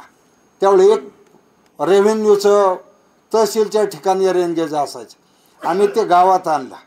मग 3 वॉटर 1, 2, 3 म्हणजे पाऊस किती पडला ते ॲव्हरेज कळत नसायचे आणि गडबड व्हायची. कारण 1 नंबर वॉटरशेडमध्ये 20 मिलीमीटर पडला, 2 मध्ये 40 पडायचा, 3 मध्ये 15 पडायचा आणि गडबड व्हायची. मग आम्ही काय केलं, 3 वॉटरशेडमध्ये 3 मायक्रो वॉटरशेड टाकले. कारण आपल्या महाराष्ट्रामध्ये मोठे मेगा वॉटरशेड हे जवळ 1500च्या आसपास आणि 60,000 मायक्रो वॉटरशेड आहेत पूर्ण राज्यामध्ये. 307 दशलक्ष हेक्टर क्षेत्र आहे आपल्या राज्याचं. आणि तिथे आम्ही बसवल्यामुळं आणि 5वी ते 10वीचे मुलं आमचे वॉटर बजेटिंग करतात, बाहेरून कोणी येत नाही. म्हणजे 3 वॉटरशेडमध्ये 3 रेनगेज बसवले. ज्या घरावा आहे तो मुलगा सकाळ संध्याकाळ काउंट करतो, ते संध्याकाळी किती पाणी आलं, सकाळी किती आलं आणि लगेच तो त्या नोटिंग आहे ती शाळेत आणून देतो. आणि दर महिना अखेर शाळेत रेकॉर्ड झालं का शिक्षक पंचायतीत देतात आणि आम्ही पंचायतीतून गावासमोर मांडतो की या महिन्यात एवढा मिलीमीटर पाऊस पडला. मग जून, जुलै, ऑगस्ट, सप्टेंबर, ऑक्टोबर म्हणजे पाऊस थांबेपर्यंत. आणि पाऊस थांबला की मग आमचं नवरात्री उत्सवात, नवरात्रीमध्ये 6वी माळा असते त्या दिवशी आम्ही सगळ्या गावातील महिला आपल्या नवरात्रीत येतात देवीच्या मंदिरात. मग तिथं आम्ही पाण्याचा ताळेबंद मांडतो की या महिन्यात, या वर्षात खरीपात किती पाऊस पडला, रब्बीत किती पडला, मग उन्हाळ्यात किती पाणी मिळणार आहे. आणि त्या पद्धतीने पिकाचं नियोजन केलं जातं. आणि घराघरात गेल्यामुळं शाळेतून, कारण सगळे प्रयोग प्रायमरी स्कूलमध्ये आहेत, प्राथमिक शाळेत आहे. मी कुठेही असलो शिक्षक पालक संघाची एकही बैठक मी आजपर्यंत बुडवली नाही. आणि मी असल्याशिवाय बैठक नियमित करतो आम्ही, दर 2 महिन्याला बैठक असते. कारण शाळेच्या मुलांवरच हे प्रयोग करत गेलं तरच हे मुलं भविष्य काळात ते सांभाळायला सक्षम होतील. कारण ही मुलं घरच्यांना सांगतात की या महिन्यात आपल्याला एवढंच पाऊस पडला, या नालाबंदमध्ये पाणी आलं, मग आपल्या विहिरीला एवढे दिवस पाणी मिळणार आहे. आणि लोकांचे ठोक ताळे असतात. 5 जुन्या काळात गावात बारवा असायचे, बारवेला माऊलाई असायचे. मग पाऊस किती पडला त्या माऊलाच्या तोंडाला पाणी लागलं ते पावसाचं मोजमाप होतं का त्याच्यावरती कधी लेवल आली नाही. ज्या ज्या गावात जुन्या बारवा आहेत तुम्ही पाहून घ्या, लोक अरे आता माऊलाने घोड घातला, आता पाऊस आपल्याला उन्हाळ्यात एवढं पाणी मिळेल, रब्बीत एवढं मिळेल, खरीपात एवढं मिळेल. म्हणजे जुन्या काळातलं ठोक ताळ्याचं सायन्स होतं आणि त्याच्या आधारेच गावं चालायची. मग देवत्वाचं स्वरूपसुद्धा त्या ठिकाणी दिलेलं होतं. आणि हा वॉटर बजेट आम्ही 95 पासून मांडतो आणि आजही त्या वॉटर बजेटच्या आधारेच आमचं पीक पद्धती ठरली जाते. पाऊस कमी पडला, ॲव्हरेज 300 mm पडला, घ्या पुढे, हे असं 100 mm पडला ही परिस्थिती अशी, 200 पडला ही अशी, 300 पडला ही. आणि मागच्या 4 वर्षात तो आता 300, 400, कधी कधी 500 पर्यंतही जातो. मग जर 300च्या पुढे गेला तर रब्बी आणि उन्हाळी सिंचन वाढतं, आणि 300च्या खाली आला की उन्हाळ्यात प्यायला. आणि आमच्याकडे 118 हेक्टर फळबाग आहे, 80% सीताफळ आहे, कोरडवाहू. आणि रब्बी आणि खरीप उन्हाळ्यामध्ये आज 4000 लिटर दूध आहे आमच्याकडे. ज्या गावात चहा टाकायला दूध नव्हतं, आज त्या गावात 4000 लिटर दूध तयार होतं. आणि उन्हाळ्यात फक्त जनावरांचा चारा आम्ही करतो, कारण ऊस जर आम्ही करायला लागलो तर विहीर संपून बोरवेल येईल, आणि बोरवेल आला का सगळं गाव उद्ध्वस्त होऊन जाईल. म्हणून आम्ही तिथे पाडलं. आणि त्या सामाजिक शिस्तीमुळं आज आमची श्रीमंती ऊसावाल्यापेक्षा जास्त. आपण पाहतो वेगवेगळ्या यूट्यूबवर कोट्याधीशांचं गावात होतं, ते होतं का नव्हतं माहीत नव्हतं. पण आता आम्ही गोखले इन्स्टिट्यूटने एक सर्वे केला 2 वर्ष, आणि त्या सर्वेत राज्य शासनाने हिवरे बाजार आणि ज्या योजनेचा मी राज्याचा अध्यक्ष आहे, आदर्श गाव योजना, त्यात निर्माण झालेली 25 गाव याचं मूल्यमापन केलं, आणि तो रिपोर्ट आला. आज 92 कुटुंब जे आमचे मिलेनियरच्या पुढे गेलेले आहेत. म्हणजे 9 लाख भारत सरकार म्हणते डबलिंग ऑफ फार्मर इन्कम, 2दा वाढवायचं आहे. आमचं 5 टाइम्स वाढलं आहे, 5 वेळा वाढलं आहे. आणि मग ते करत असताना आणि उत्पादकता श्रीमंती आली, पण BPL 0 आहे म्हणून आमचं श्रीमंताचं गाव आहे बरं का. जी गावं श्रीमंत झालीत या गावात अर्धाली गावं BPL खाली आहेत. मग ज्यांच्या घरात 2 ट्रॅक्टर आहे तो BPL वाला असो, आणि ट्रॅक्टरचा ड्रायव्हर APL असो. ज्याचा प्रभाव मतपेटीवर आहे, वोट बँकेवर आहे, सगळ्या योजना तिकडे चालल्यात. पण आमचं ग्रामसभेचं नियोजन इतकं स्ट्रॉंग आहे की एकही BPLचं कुटुंब आमच्याकडे नाही, मागायलाच येत नाही. जे पाहिजे ते मिळत असेल, मग तो गरीब असो, श्रीमंत असो, कुठलाही समाजाचा असो. एकच मुस्लिम कुटुंब आहे आमच्याकडे. 91 साली आम्ही मस्जिद बांधली. काही बाहेरची मंडळी आली त्या कुटुंबात की आम्ही मस्जिद बांधून देतो, तुम्ही बांधा. त्यांनी गावात येऊन सांगितलं आम्हाला गरज नाही, आमचं गाव ठरवेल. कारण त्यांचं ते आता बाबा गेले, 93 वर्ष वय होतं. ते हनुमान चालिसात यायचे, आळंदी पंढरपूर भजनात असायचे, आणि एकत्र आल्यामुळं बसून मग आम्ही गावकऱ्यांनी वर्गणी करून मस्जिद बांधलेली. दलित वस्ती चावडी आम्ही बक्षिसातून मानलेली, समाज कल्याण योजनेमधून नाही. जातीच्या आधारावर झालेल्या सगळ्या वाटण्या बंद केल्या. आणि तिथून करताना कारण शेवटी या सगळ्या घटकाचा परिणाम पाण्यावर होतो. ज्याला शेती आहे तो पाण्याचा विचार करतो, ज्याला शेती नाही तो जगायचा विचार करतो, त्याला पाण्याची घेणं देणं. आणि माणूस गावातला गरीब असला तो याचा मला काय उपयोग आहे. आणि ज्यावेळेस सगळ्या घटकांना आपण एका लेवलमध्ये न्याय मिळाल त्यावेळेस ते नेचर, निसर्गाचा आणि पाण्याचा भविष्यकाळाच्या दृष्टीने अभ्यास करतील. म्हणून आम्ही त्या पद्धतीने. आणि एकही पुतळा नाही आमच्याकडे. घ्या पुढे. मग हा ट्रॉफी, एकही पुतळा नाही आमच्याकडे. आम्ही राष्ट्रपुरुष जगतो,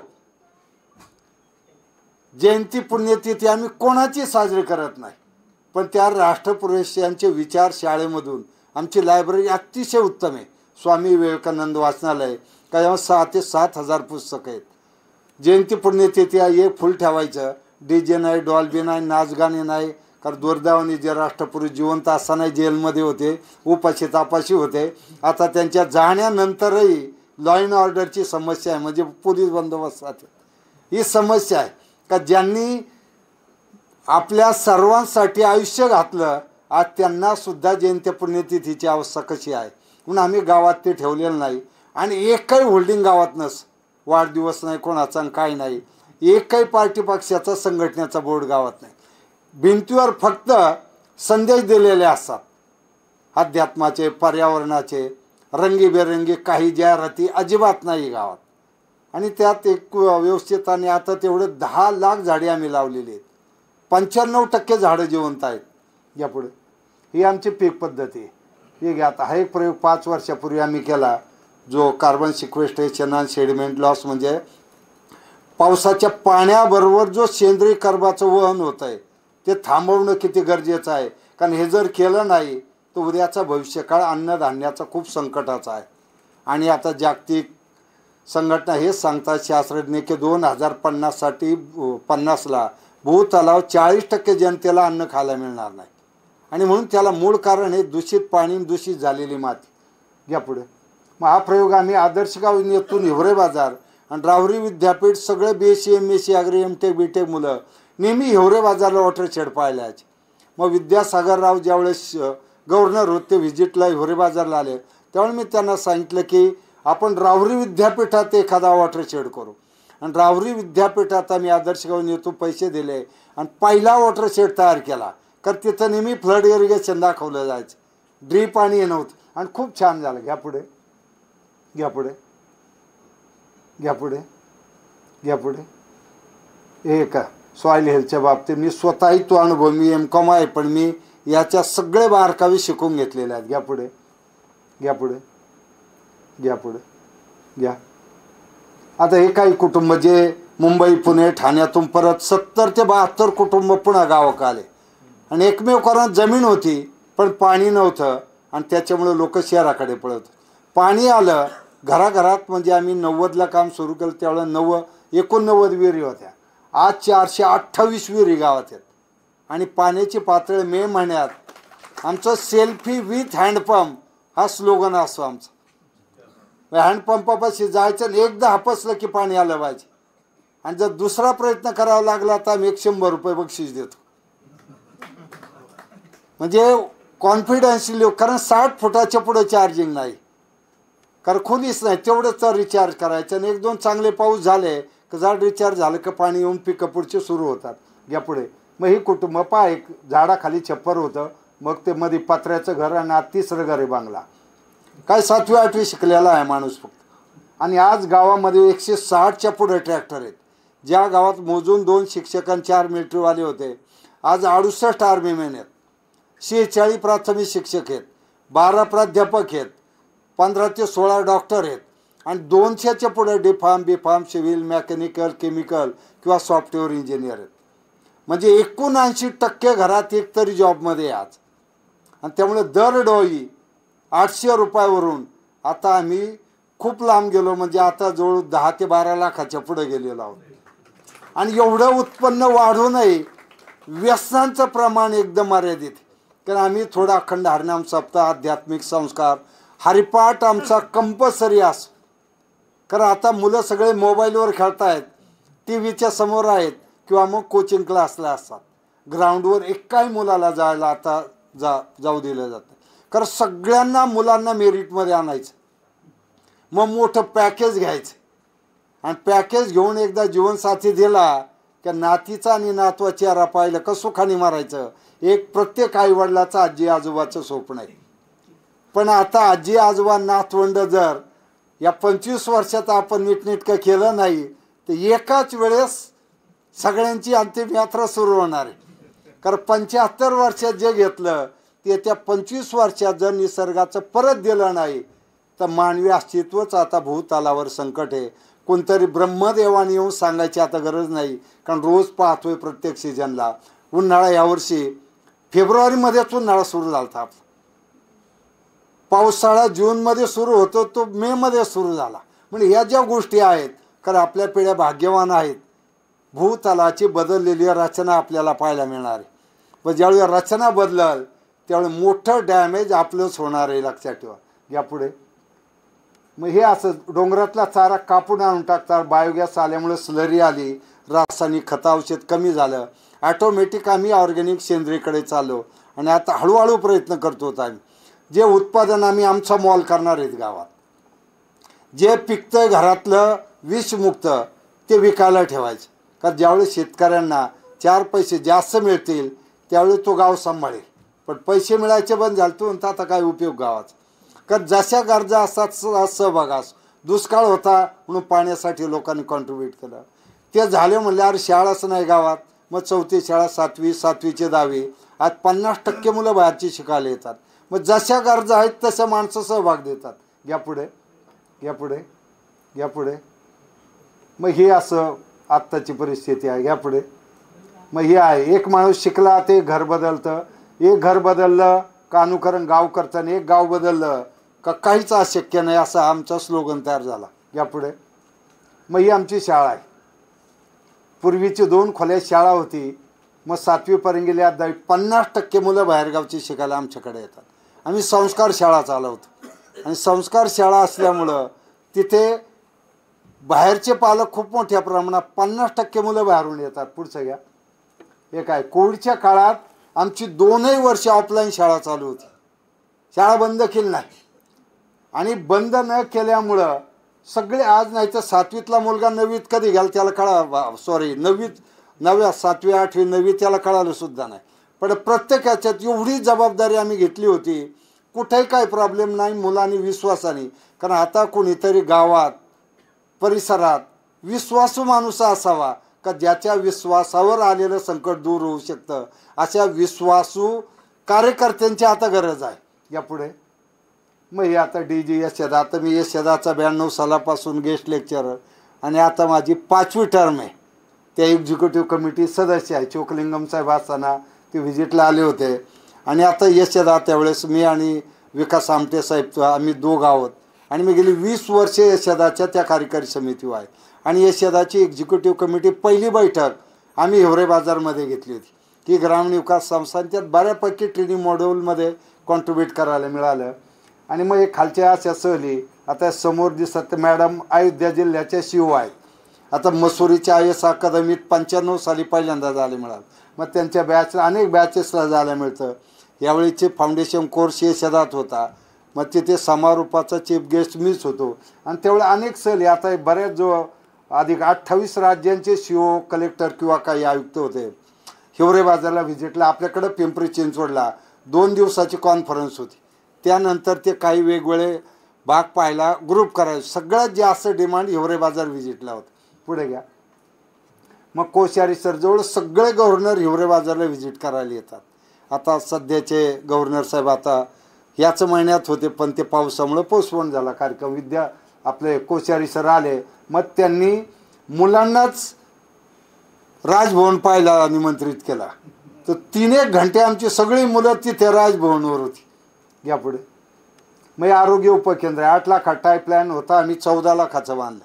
वरचे जास्तीचा खर्च आम्ही बक्षाच्या रकमेतून केला. आरोग्य उपकेंद्रामध्ये BA-MA डॉक्टर निवासी असतात.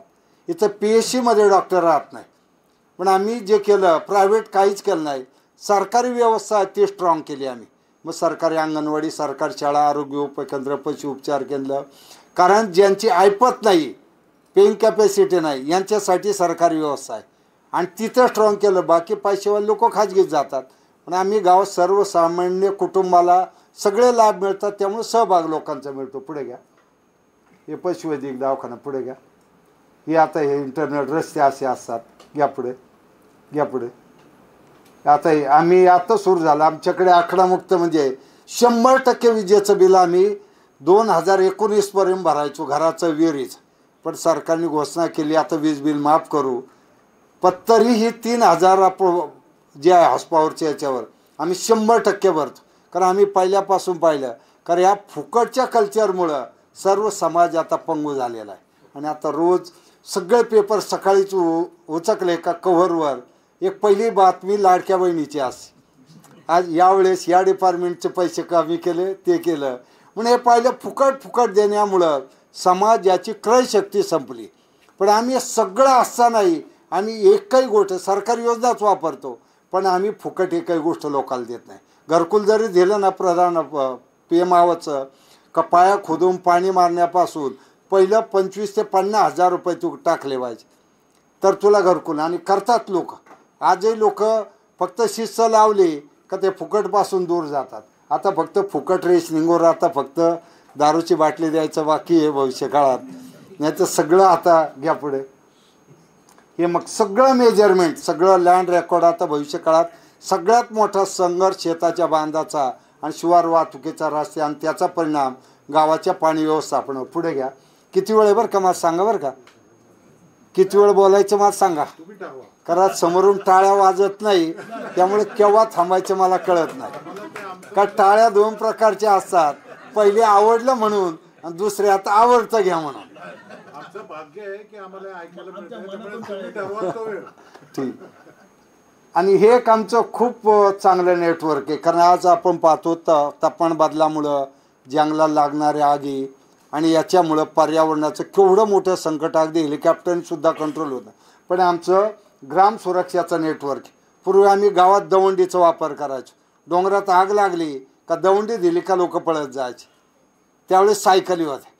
मग पुढच्या वेळेस आम्ही स्पीकर लावला, त्यावेळेस मोटरसायकली आल्या होत्या. मग मोटरसायकलीवर जायला लागले. आणि आता मी एक ग्राम सुरक्षाचं नेटवर्क वापरलं आहे. 30 सेकंदाचा कॉल जातो. मी पोपट पवार बोलतोय, मुंबादेवीच्या मंदिरापाशी आग लागलेली आहे डोंगराला, मदतीची गरज. 10 मिनिटात 200 गावकरी 4 चाकीत बसून डोंगर विझवायला जातात. मग सायकल, मोटरसायकल आणि आता 4 चाकीवर. आणि यावेळेस गेल्या महिन्यात 3 वेळा आग लागली. रस्त्याने जाणारी माणसं, गाड्याचं काही बिडी पिऊन टाकली आणि आग लागली. कंबरे एवढं गवत आहे डोंगराचे. आणि गवत हे सॉईल बाइंडर आहे, कारण आपण लक्षात घेत नाही. सगळ्यात मोठं टॉप आपला खराब झाला. टॉप म्हणजे माथा, म्हणजे माथ्यावरची झाडं गेली, गवत गेलं आणि त्याचा परिणाम प्रचंड वेगाने माती वाहून चाललेली आहे. आणि वाहून चाललेली माती आज नाही, पुढच्या 10-20 वर्षानंतर त्याचं संकट किती मोठं आहे आपल्याला त्यावेळेस कळलं. आणि त्यावेळेस वेळ निघून गेलेली असते. कारण माती नसली तर पाणी थांबायचं कुठं. म्हणजे पाण्याला थांबून ठेवायचं काम वाळू, मुरुम, हार्ड मुरुम हे करत असं. आणि म्हणून हे ग्राम सुरक्षाचं नेटवर्क आता आम्ही 30 सेकंदाचा कॉल, मग मध्ये आम्ही तो पेजर वापरायचो. पेजर माहिती आहे ना, आता इस्रायलच्या युद्धात पेजर पण अनुभवायला मिळाला त्याचे ब्लास्ट झाल्यावर. मग तो वापरायचो ना. आता हे 800 मोबाईल कनेक्ट आहेत, फक्त 30 सेकंदाचा कॉल जातो.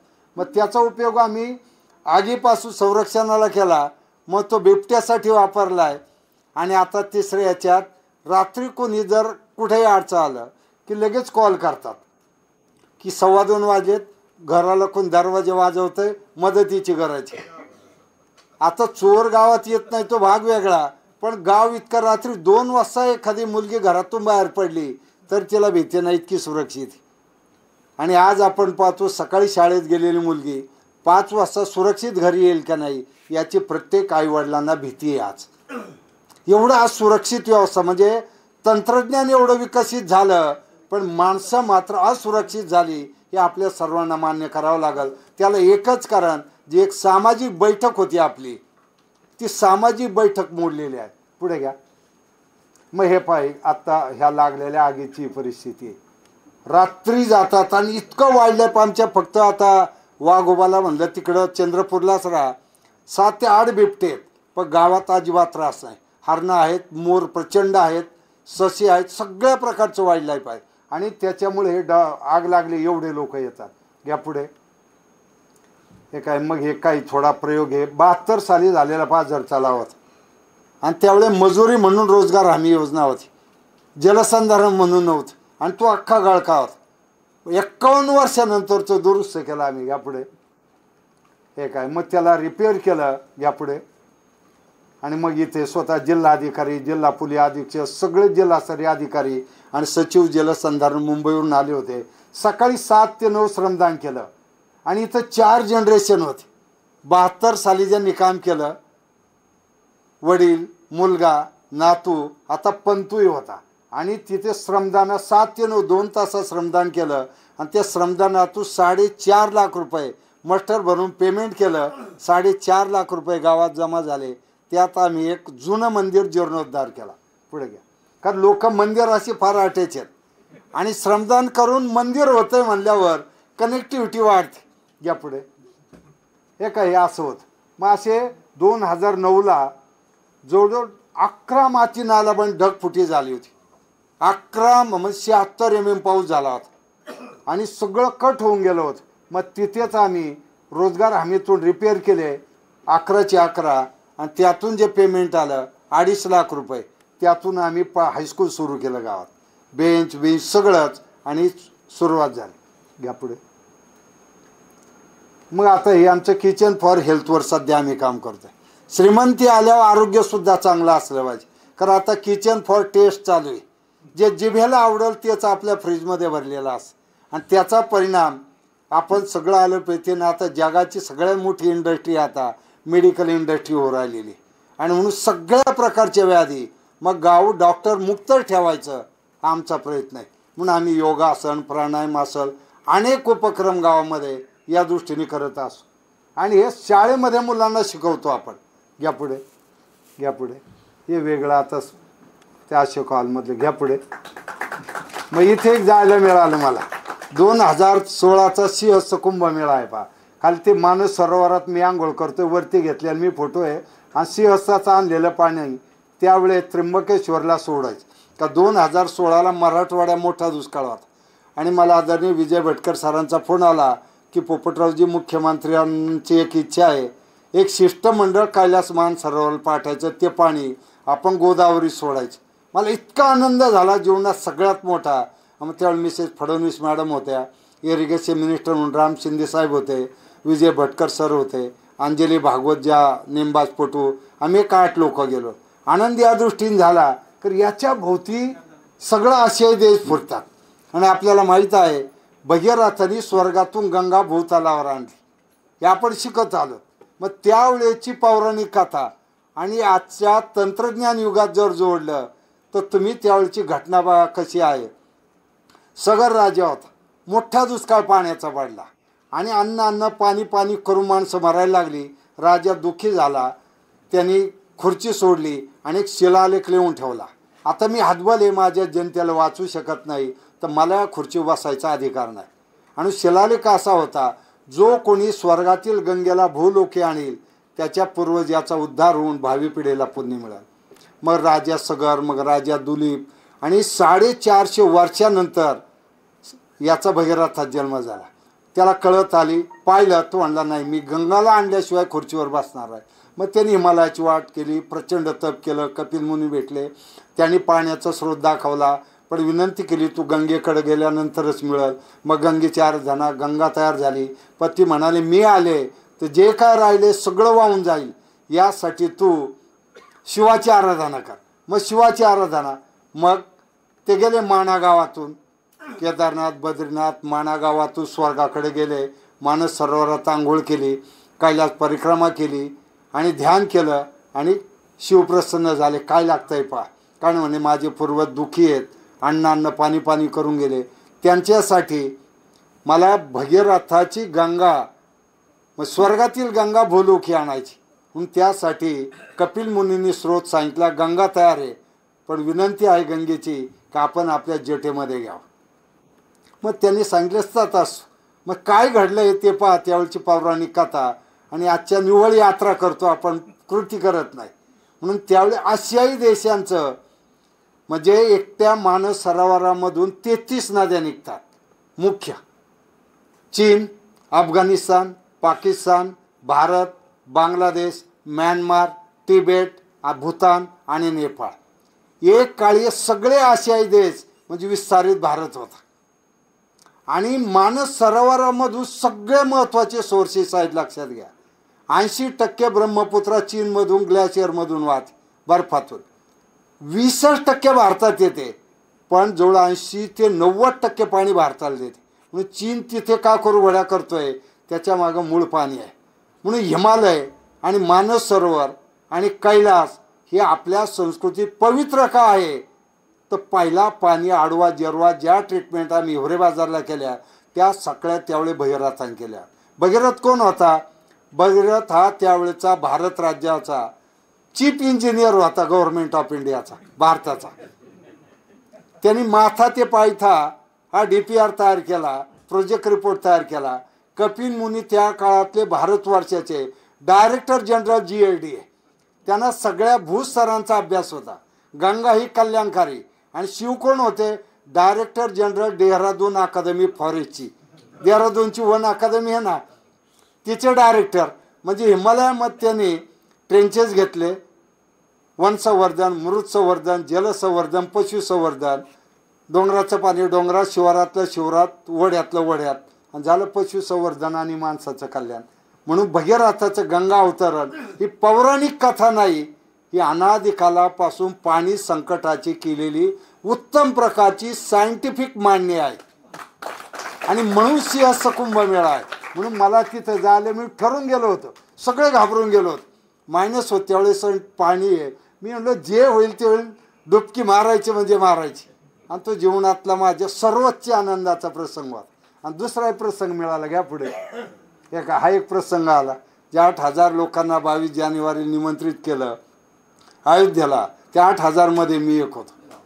अगदी हिवरे बाजारपासून, पुण्यापासून अयोध्येपर्यंत, आणि पुन्हा ज्या शिलेपासून श्रीरामाची मूर्ती बनली, घडवत असताना त्या दगडातून जे काही तुकडे बाजूला निघले, एक सायचे 300 केले गेले राहिलेले आणि 8,000 पैकी 300 लोकांना भेट दिले.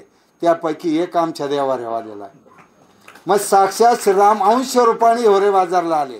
म्हणजे रामराज्य अयोध्येत श्रीराम आले, पण रामराज्य तेव्हाच येईल जेव्हा गावं स्वावलंबी म्हणजे ग्रामराज्य येईल. म्हणजे गावं स्वावलंबी, कारण प्रभू श्रीरामाच्या काळात गावं स्वावलंबी होती आणि प्रभू श्रीरामाची 14 वर्ष जे गेले सगळ्या नदीच्या आणि नेचरमध्ये गेलेले, निसर्गात. म्हणजे अयोध्या सोडताना पहिल्यांदा नावेतून पार करायचं एक केवट नावाचा आदिवासी होता, त्यांनी रामाला पलीकडे नेला. पुन्हा राम ज्यावेळी चित्रकूटला गेले, मी 3 दिवस चित्रकूटला राहून आलो. ज्यावेळी स्वर्गीय नानाजी देशमुख त्या ठिकाणी काम करत होते त्यावेळी 3 दिवस त्या काळात तिथे जायला मिळालो. आणि चित्रकूट हे पूर्ण ट्रायबल डिस्ट्रिक्ट आहे आणि मंदाकिनी नदीचा उगम होतो, खूप छान ठिकाणी. सगळं तो प्रसंग आणि पहिलं बलिदान महिला सक्षमीकरणाचं एका पक्षाने दिलं होतं, जटावी नावाचे. म्हणजे सगळं घ्या, म्हणजे रामाचं ज्या ज्या ठिकाणी स्पर्श झाला त्या सगळ्या ठिकाणी मला जायला मिळालं. सगळ्या, मी भारतातल्या सगळ्या नद्यांची यात्रा केली, गंगोत्री, यमुनोत्री, केदारनाथ, बद्रीनाथ, कैलास, सगळे. कारण आपला देश आहे, आपली संस्कृती आहे, ही माती, पाणी आणि निसर्गाशी जोडली गेलेली आहे. आणि सगळे आपले सण उत्सव आणि सगळ्या पौराणिक कथा याच्याच भोवती फिरतात. म्हणून गावं स्वावलंबी झाले तरच देश स्वावलंबी होणार आहे. आणि पुढचं घ्या, आता इथे एक जायला मिळाला हार्टफुलनेसचं, आपण हैदराबादचं कान्हा शांतिवनम माहिती असेल, ते खूप एक चांगलं 1000 हेक्टरचं गाव, 1000 एकरचं खूप छान केलेलं आहे. त्या ठिकाणी दाजीजी हार्टफुलनेसचं आध्यात्मिक, आता खूप राष्ट्रपती प्रधानमंत्रीचं 1 लाख लोक या सभागृहात बसतात, एकही खांब नाही. आणि तिथं जगभरातले जवळजवळ 300 स्पिरिच्युअल लीडर त्या ठिकाणी आले होते गेल्या वर्षी. आणि तिथे हा जो पॅनल आहे, मी आहे, भारतीय अध्यात्म आणि नेचर मध्ये जे आहेत हे बौद्ध धर्मगुरू आहेत. मग त्यांच्याकडे होतं बौद्ध तत्त्वज्ञान आणि नेचर, आणि पलीकडे एक इराणचे इमाम होते, पवित्र कुराण आणि हे. या सगळ्या गोष्टी जर आपण पाहिल्या, प्रत्येक धर्माच्या बेसमध्ये मांडणीमध्ये निसर्ग आहे. पुढे घ्या. आणि इथे जा लुंबिनी, जे आपल्याला माहिती आपण शिकत आलो, भगवान गौतम बुद्ध लहानपणी त्यांनी एक अंत्यविधी पाहिली, एक भुकेलेला पाहिला, एक आजारी पाहिला, हे असेल. पण सर्वात महत्त्वाचं त्यांचं राजगादी सोडण्याचं कारण होतं, रोहिणी नदीला पाणी आलं अर्धच, आणि कपिलवस्तू आणि पलीकडे राजा नाही ते दुसरं, त्या 2 राजसत्तेमध्ये संघर्ष सुरू झाला. म्हणून कॅबिनेटमध्ये प्रधानमंत्र्यांनी सांगितलं शस्त्र घ्या, तलाव फोडा तर पाणी येईल. आणि तिथे गौतम बुद्धांनी सांगितलं की माझा जन्म हे जगाच्या शांततेसाठी, कल्याणासाठी, आणि ते जंगलात निघून गेले. आणि हे सगळं पाहिलं तर 1-2 दिवस मी त्या ठिकाणी होतो. घ्या पुढे. आणि वेगळं आता पुरस्काराचं नको, ते आता पुरस्कारांना पैसे मागं पडतात, आम्ही पुढं असं. घ्या पुढे. मग त्या रावरी कृषी विद्यापीठाने डॉक्टर लावून दिला माझ्या पाठीमागं, तिथं तो लॅब केली होती. आणि घ्या पुढे.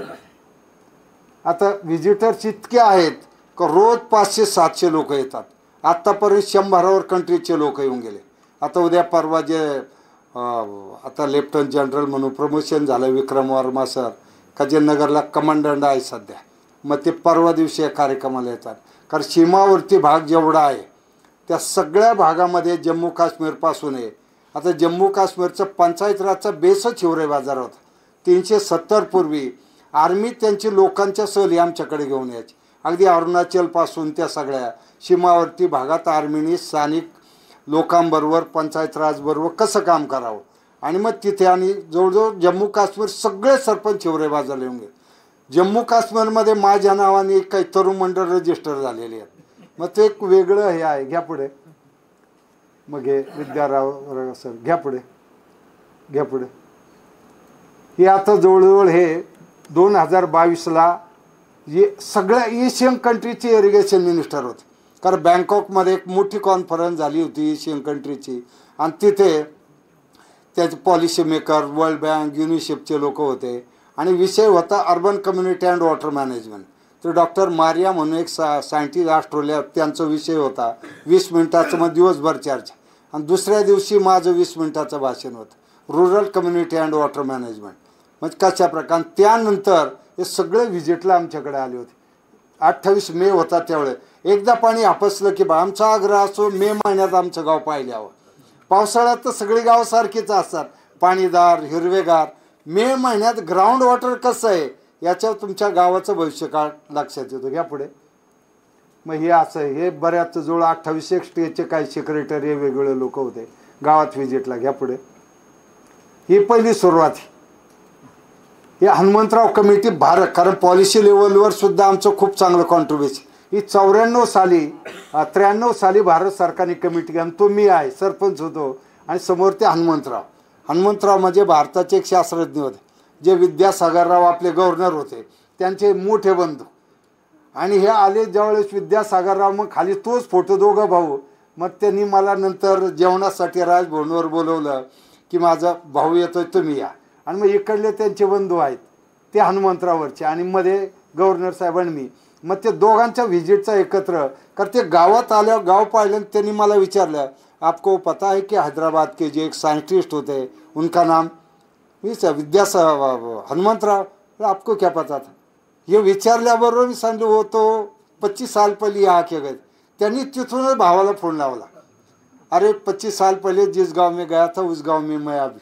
आणि मग ते आल्यावर त्यांनी मला आवर्जून बोलव. घ्या पुढे. मग आमचं 89 पासून सगळं व्हिजिटरचं रेकॉर्ड हे रघुवंश प्रताप सिंग केंद्रीय मंत्री होते.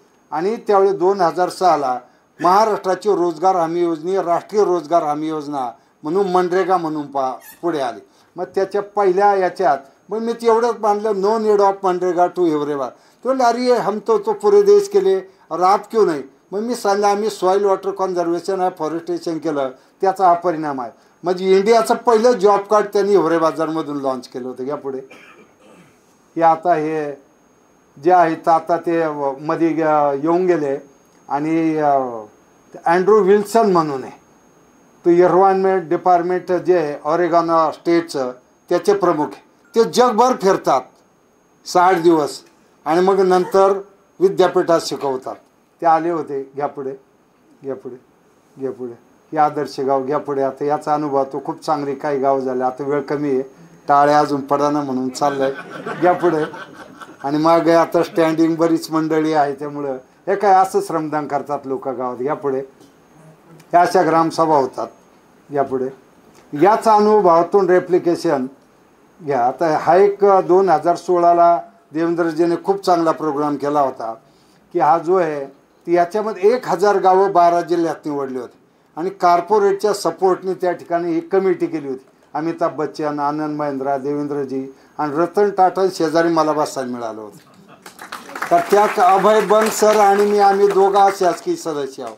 आणि त्यात आमिर खान, सचिन तेंडुलकर, कुमार मंगलम बिर्ला जी मोठे उद्योगपती. आणि पहिल्यांदा मंत्रालयात एवढाले उद्योगपती आलेले पाहिला. आणि ज्यावेळेस सर्वात शेवटी मी बोललो, अगोदर सर्वांचं बोललं पहिल्या बैठकीत झालं. मग देवेंद्रजी मला पोपटरावजी मग मी सांगायला सुरुवात केली. मी एवढंच म्हणलं, पैसा ही आमच्या देशाच्या विकासाची समस्या नाही, तर फिलिंग ऑफ ओनरशिप ही मोठी समस्या आहे. आणि कारण जोपर्यंत पैशाने गाव बदलणार नाही, जोपर्यंत आंतरिक भावना आपल्या गावाविषयी, समाजाविषयी, देशाविषयी, नेचरविषयी आपल्या तयार होत नाही, तोपर्यंत आपण रिझल्ट देऊ शकत नाही. तर अमिताभ बच्चन आणि रतन टाटा ज्यांनी पाठीवर थाप मारली होती तो आजही, कारण टाटा ग्रुपशी आम्ही खूप, त्यांचा चेंबर ग्रुप आहे किंवा याचं कोलकात्याचं त्यांचं जमशेदपूरचं आहे, 2-4 वेळा गेलो होतो, किंवा तुळजापूरचं, त्यांचे सगळे एक्सपोजर आमच्याकडे येत असतात. आणि यातून एक खूप चांगले, आता आनंद महिंद्राजींना पद्मभूषण होतं, मला पद्मश्री एकाच वेळेस. आणि झाल्यावर आम्ही चहा पानाला हात गेल्यावर अगदी समोरून त्यांनी मिठी मारली मला की पोपटरावजी चला आप भी सन्मानित हो गए. मग एवढ्या मोठाले उद्योगपती फक्त आपल्या वॉटर मॅनेजमेंट, पाणी व्यवस्थापन आणि पीक व्यवस्थापनामुळं कनेक्ट आहेत. या पुढे. आणि हा एक आता सचिन तेंडुलकरांनी घरी बोलवलं, कारण कोविड आल्यामुळं ते थांबले. आता सचिन तेंडुलकरांचा चहा प्यायला जायचा म्हणजे सर्वात मोठा आपल्या क्रिकेट करिअरचा तो सन्मान होता. आणि वरती आमिरजी हिवरे बाजारला आले होते. आणि मग पुढे वेगवेगळ्या. घ्या पुढे. आता हे बँकॉकचं घ्या पुढे. मग हे कैलास सत्यार्थीजी जे नोबल अवॉर्डी आहेत, इम्पॅक्टचं सिंगापूरला एक मोठं इम्पॅक्ट आपल्याला माहिती आहे की इंटरनॅशनल खूप मोठं नेटवर्क आहे. आणि तिथं त्या कार्यक्रमाला कोविडच्या अगोदरच्या वर्षी तिथे बोलवलं होतं. घ्या पुढे. हे मसुरीची IAS अकादमी. मी गेलो का 20 मिनिटात टॉक असो हे ग्रुप, आणि मी गेल्यावर मग सगळं कॉमन होतं. IAS IPS IRS, आणि मग 1-1.5 तास चांगला संवाद होतो. घ्या पुढे. आणि मग वेगळं पेमा खांडू जे CM आहेत अरुणाचलचे एक चांगले मित्र आहेत, 2 दिवस ते आमच्याबरोबर होते. आणि तिथं गेल्यावर त्यांनी पोपटरावजी आपके साथ एक सेल्फी करणार आहे म्हणजे असे मुख्यमंत्री आपल्याकडे आहेत. घ्या पुढे. आणि शिवराजसिंह चव्हाण 15-20 वर्षापासून आम्ही त्यांचं एक जन अभियान परिषद आहे मध्य प्रदेश सरकारची, आणि असे मुख्यमंत्री भारतात होऊन गेले का ते रोज एक झाड लावायचे. आणि ज्यावेळी पर्यावरण दिनाच्या कार्यक्रमाला 22ला ऑनलाईन ऑफलाईन सगळं स्टेट कनेक्ट होतं, आणि ते त्यांचे पर्यावरण मंत्री, मी आणि मुख्यमंत्री तिघंच बोलणार होते. मला जवळ 1-1.5 तास त्यांनी, आणि मग तिथे पहिलं झाड त्यांच्या कॅम्पसमध्ये माझे हस्ते लावले होते. आणि 6 महिने नर्मदा किनाऱ्यावर अमरकंटकपासून जी गंगा आपलं नर्मदा निघते, 6 महिने ग्रामसभा केल्या होत्या प्रत्येक गावामध्ये. या पुढे. हे वेगळे पुढच्या 10 वर्षाचं ग्रामविकास आणि कृषीचं प्लॅनिंगसाठी नीती आयोगाने दिल्लीत बैठक ठेवली होती, त्यासाठी बोलू. या पुढे. घ्या पुढे. आणि मन की बातमध्ये प्रधानमंत्रीजी 2 वेळा बोललेले आहेत. आता समोरून आलतो नावाने हाक मारतात, त्यामुळं देशाचे प्रधानमंत्री एका गावाच्या सरपंचाला नावाने हाक मारत असेल तर मला वाटतं तो पंचायत राजचा सर्वात मोठा गौरव आहे. मला असं वाटतं आता संपलेलं असावं, कारण मनापासून टाळ्या तुम्ही वाजवलेल्या आहेत. पण अशा टाळ्या वाजवत असतानाच माझी आपल्या सर्वांना विनंती राहील की आता आपण प्रत्येकाने आपली जबाबदारी आहे की आता खूप पाऊस पडला म्हणजे खूप पाणी मिळेल अशी परिस्थिती नाही. कारण धरणं दिवसेंदिवस डेड वॉटर त्याचं कमी होत चाललेलं आहे, आणि गाळाचं प्रमाण एवढं प्रचंड आहे की भविष्य काळात मोठाले स्ट्रक्चर त्यांची पाणी साठवण्याची क्षमता कमी होत आहे, आणि एवढा गाळ आपण कधीच काढू शकणार नाही.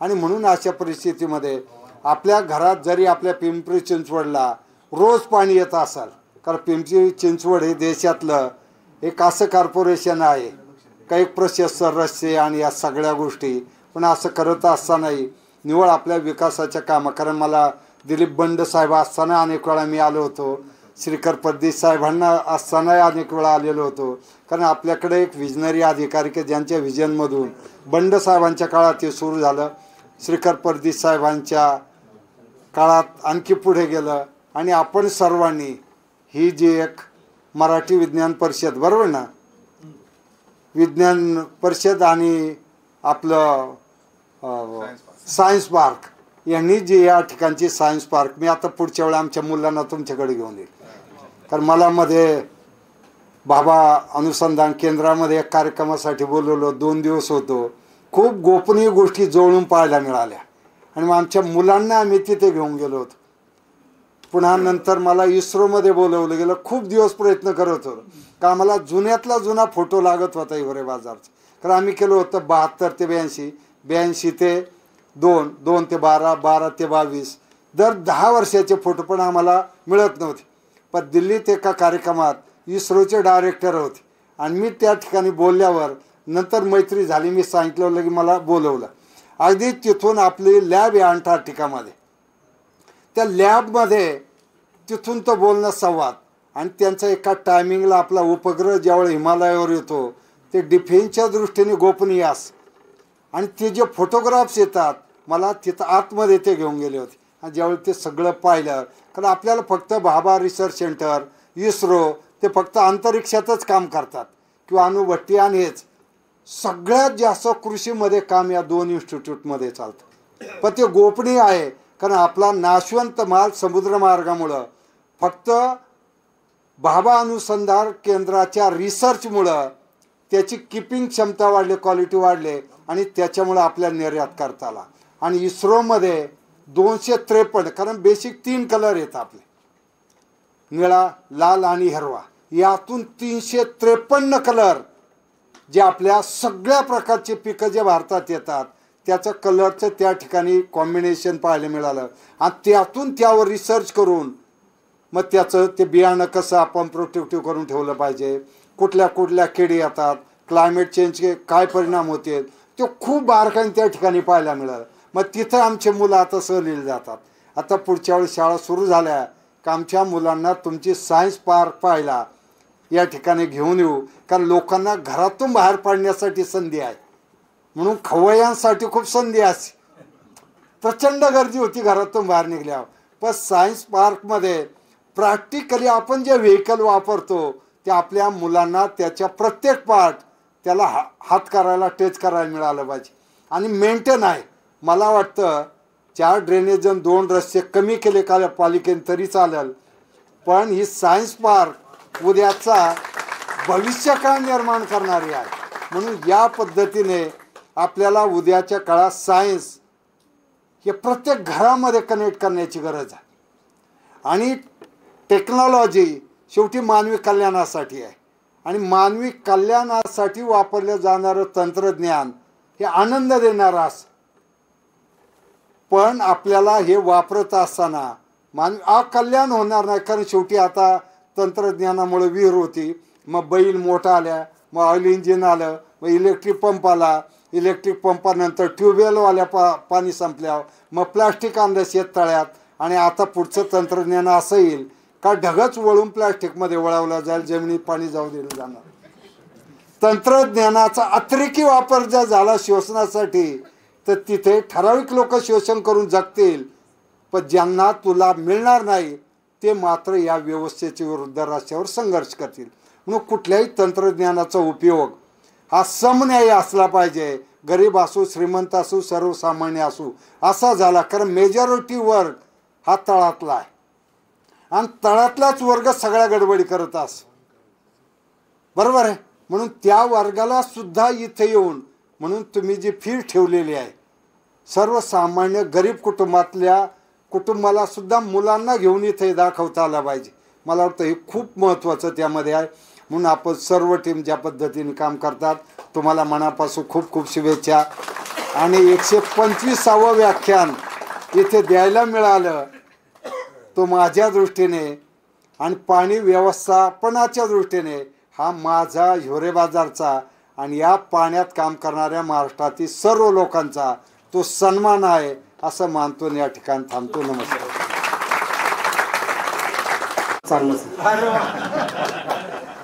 आम्ही पुराणातला भगीरथ पोथी पुराणात वाचला, पण आत्ता मात्र भगीरथ आपल्याला इथे व्यासपीठावरती पाहायला मिळाला. त्या व्यासपीठावरील भगीरथासाठी पुन्हा कृतज्ञता म्हणून टाळ्या वाजूया. आणि आता 2020चा जमाना आहे. सर, बरं झालं तुम्ही क्रिकेट सोडलं. क्रिकेट सोडलं नसतं तर आज भारताचा जो विकास झालेला आहे तो पाहायला मिळाला नसता. सरांच्या भाषणात खरं तर विषय होता जलसंधारण आणि शाश्वत विकास, पण मला असं वाटतं फक्त एका विषयावर नाही सर बोलले, किमान 10 विषयांना स्पर्श करत करत विज्ञान अध्यात्माची जोड देत देत अगदी शेवटी सायन्स पार्कच्या व्हिजिटपर्यंत तो येऊन पोहोचला. आणि म्हणून सरांचं जे व्याख्यान होतं ते अनेक व्याख्यान आपण ऐकलीच, पण आजचं व्याख्यान हे खरंच नंबर 1चं व्याख्यान झालं. ज्या व्यक्तीचा उल्लेख जर पंतप्रधान करत असतील त्यांच्या भाषणामध्ये तर याहून मोठं त्यांच्या कार्याचे पारितोषिक काय असेल. आणि सरांच्या भाषणातला एक मुद्दा जो नेहमी सांगतात, त्यांच्या गावामध्ये मोबाईल बंदी आहे, मुलांना मोबाईल वापरायला नाही आणि सर्व घरांना एकच रंग आहे. हे त्या गावात तुम्ही गेल्यावर पाहाल. मी तुम्हाला आवाहन करतो, तुम्ही आळंदीची वारी करा, तुम्ही पंढरीची वारी करा, पण त्याच्या पुढे तुम्ही सायन्स पार्कची वारी करा आणि एकदा तरी हिवरे बाजारची वारी करा असं आवाहन करतो.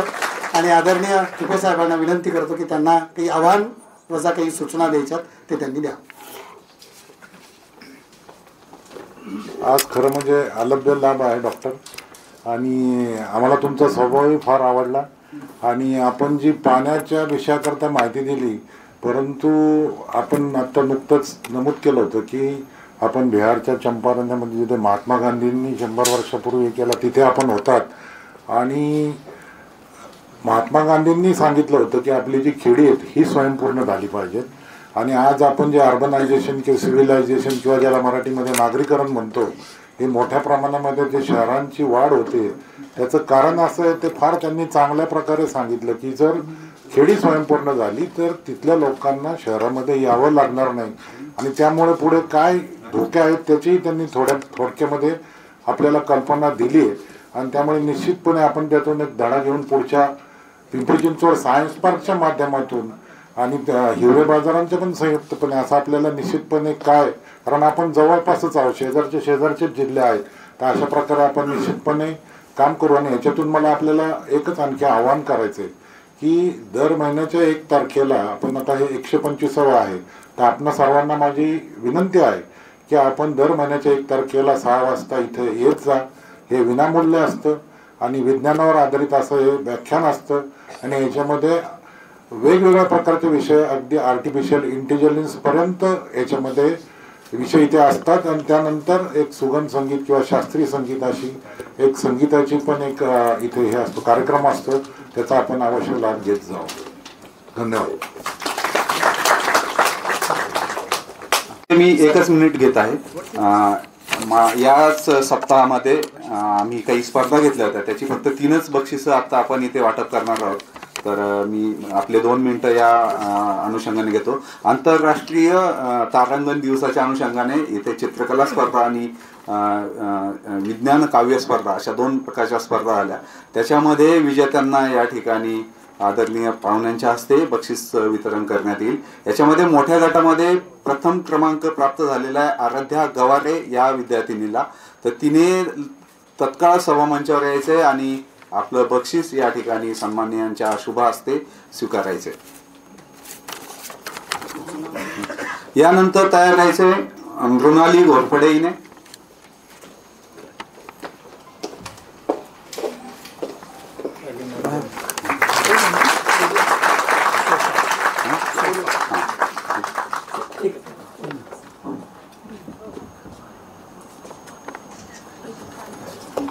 मृणाली आणि तिचे पालक यांनी तत्काळ सभामंचावर यायचे.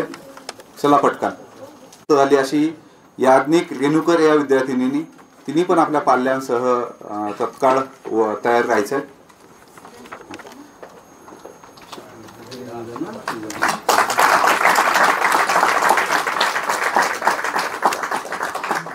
मोठ्या गटातील ही 3 बक्षिसं होती. यानंतर लहान गटामध्ये धैर्य पाटील आलाय का आणि इकरा रहमान. चला 3rd रँक याज्ञिक रेणुकर. ह्या विजेत्या विद्यार्थ्यांना सायन्स पार्कची या बक्षिसाबरोबर सायन्स पार्कची 1 वर्षाची मेंबरशिप सुद्धा देण्यात येणार आहे. तर या विद्यार्थ्यांनी नंतर कार्यालयाशी संपर्क साधायचा आहे. वाव. ज्या विद्यार्थिनीने आता बक्षीस स्वीकारलं या काव्याचा स्कॉलरशिपला सुद्धा राज्यात 3रा क्रमांक आला होता. आणि यानंतर विशेष विज्ञान काव्य स्पर्धेमध्ये विशेष बक्षीस प्राप्त झालेलं आहे कुमारी आर्या प्रभू हिने. तर तिने तत्काळ या आपल्या काव्य शीघ्र काव्य जे तिने बनवलं त्याच्यासाठी तिचे पालक आणि कुमारी आर्या हिने सभामंचावर यायचे आहेत. चला पटकन.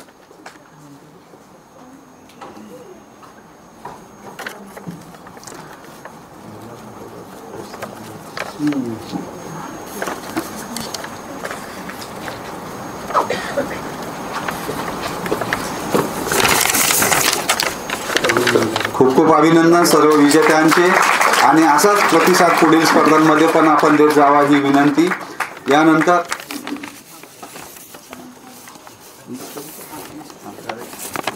आणि हा आपलं जे काही विज्ञान व्याख्यानमाला 25वे सत्र पुष्प होतं यासाठी आदरणीय व्याख्याते आमचे नातेवाईक आणि मार्गदर्शक श्री आदरणीय पद्मश्री पोपटरावजी पवार हे या ठिकाणी उपस्थित राहिले आणि त्यांनी बहुमूल्य वेळ या साठी दिला. त्याबद्दल पिंपरी चिंचवड सायन्स पार्क आणि मराठी विज्ञान परिषद दोन्ही संस्थांच्या वतीनं मी त्यांचे आभार व्यक्त करतो. सर आपल्याला एक सांगू इच्छितो, काही ग्रामीण भागातील युवक आपल्याला भेटण्यासाठी आवर्जून पारणे तालुक्यातले इथं आलेले आहेत आणि पारणे तालुक्यातली बरीच मंडळी आपल्याला भेटू इच्छित. त्याचप्रमाणे डॉक्टर आल्हाट साहेब सुद्धा इथे आवर्जून उपस्थित आहेत. तर आपण सगळेजण प्रेक्षक श्रोते दर्शक हे या अनुषंगाने उपस्थित झालात. आपलेही मनपूर्वक आभार. प्रथम सत्र फक्त संपलेले आहे. यानंतर आपल्याला सगळ्यांना आपली महाराष्ट्राची लाडकी गायिका कार्तिकी गायकवाड यांना ऐकायचं आहे. तर आत्ताच त्यांचं आगमन झालेलं आहे. आपल्याला सगळ्यांना आता हा कार्यक्रम प्रथम सत्र असं संपलं या अनुषंगाने मी जाहीर करतो. आपण सगळ्यांनी चहाचा आस्वाद घ्यायचा आणि 2च मिनिटामध्ये पुन्हा याच सभागृहामध्ये स्थानापन्न व्हायचे. तोपर्यंत संगीत संध्याच्या कार्यक्रमाचं आपण आयोजन इथे या सभागृहात करू. तर आपल्याला सगळ्यांना विनंती. एकच मिनिट. या अनुषंगानं आमचा मुख्य मार्गदर्शक सायन्स पार्क तारांगण कमिटीचे अध्यक्ष आणि आपले सर्वांचे आवडते अंतराळ खगोलशास्त्रज्ञ आदरणीय स्वर्गीय डॉक्टर जयंत नारळीकर हे आपल्यातून गेले. तर त्यांना आपण 2 मिनिटं सगळेजण आपल्या जागेवर स्तब्ध उभे राहून श्रद्धांजली अर्पण करणार आहोत.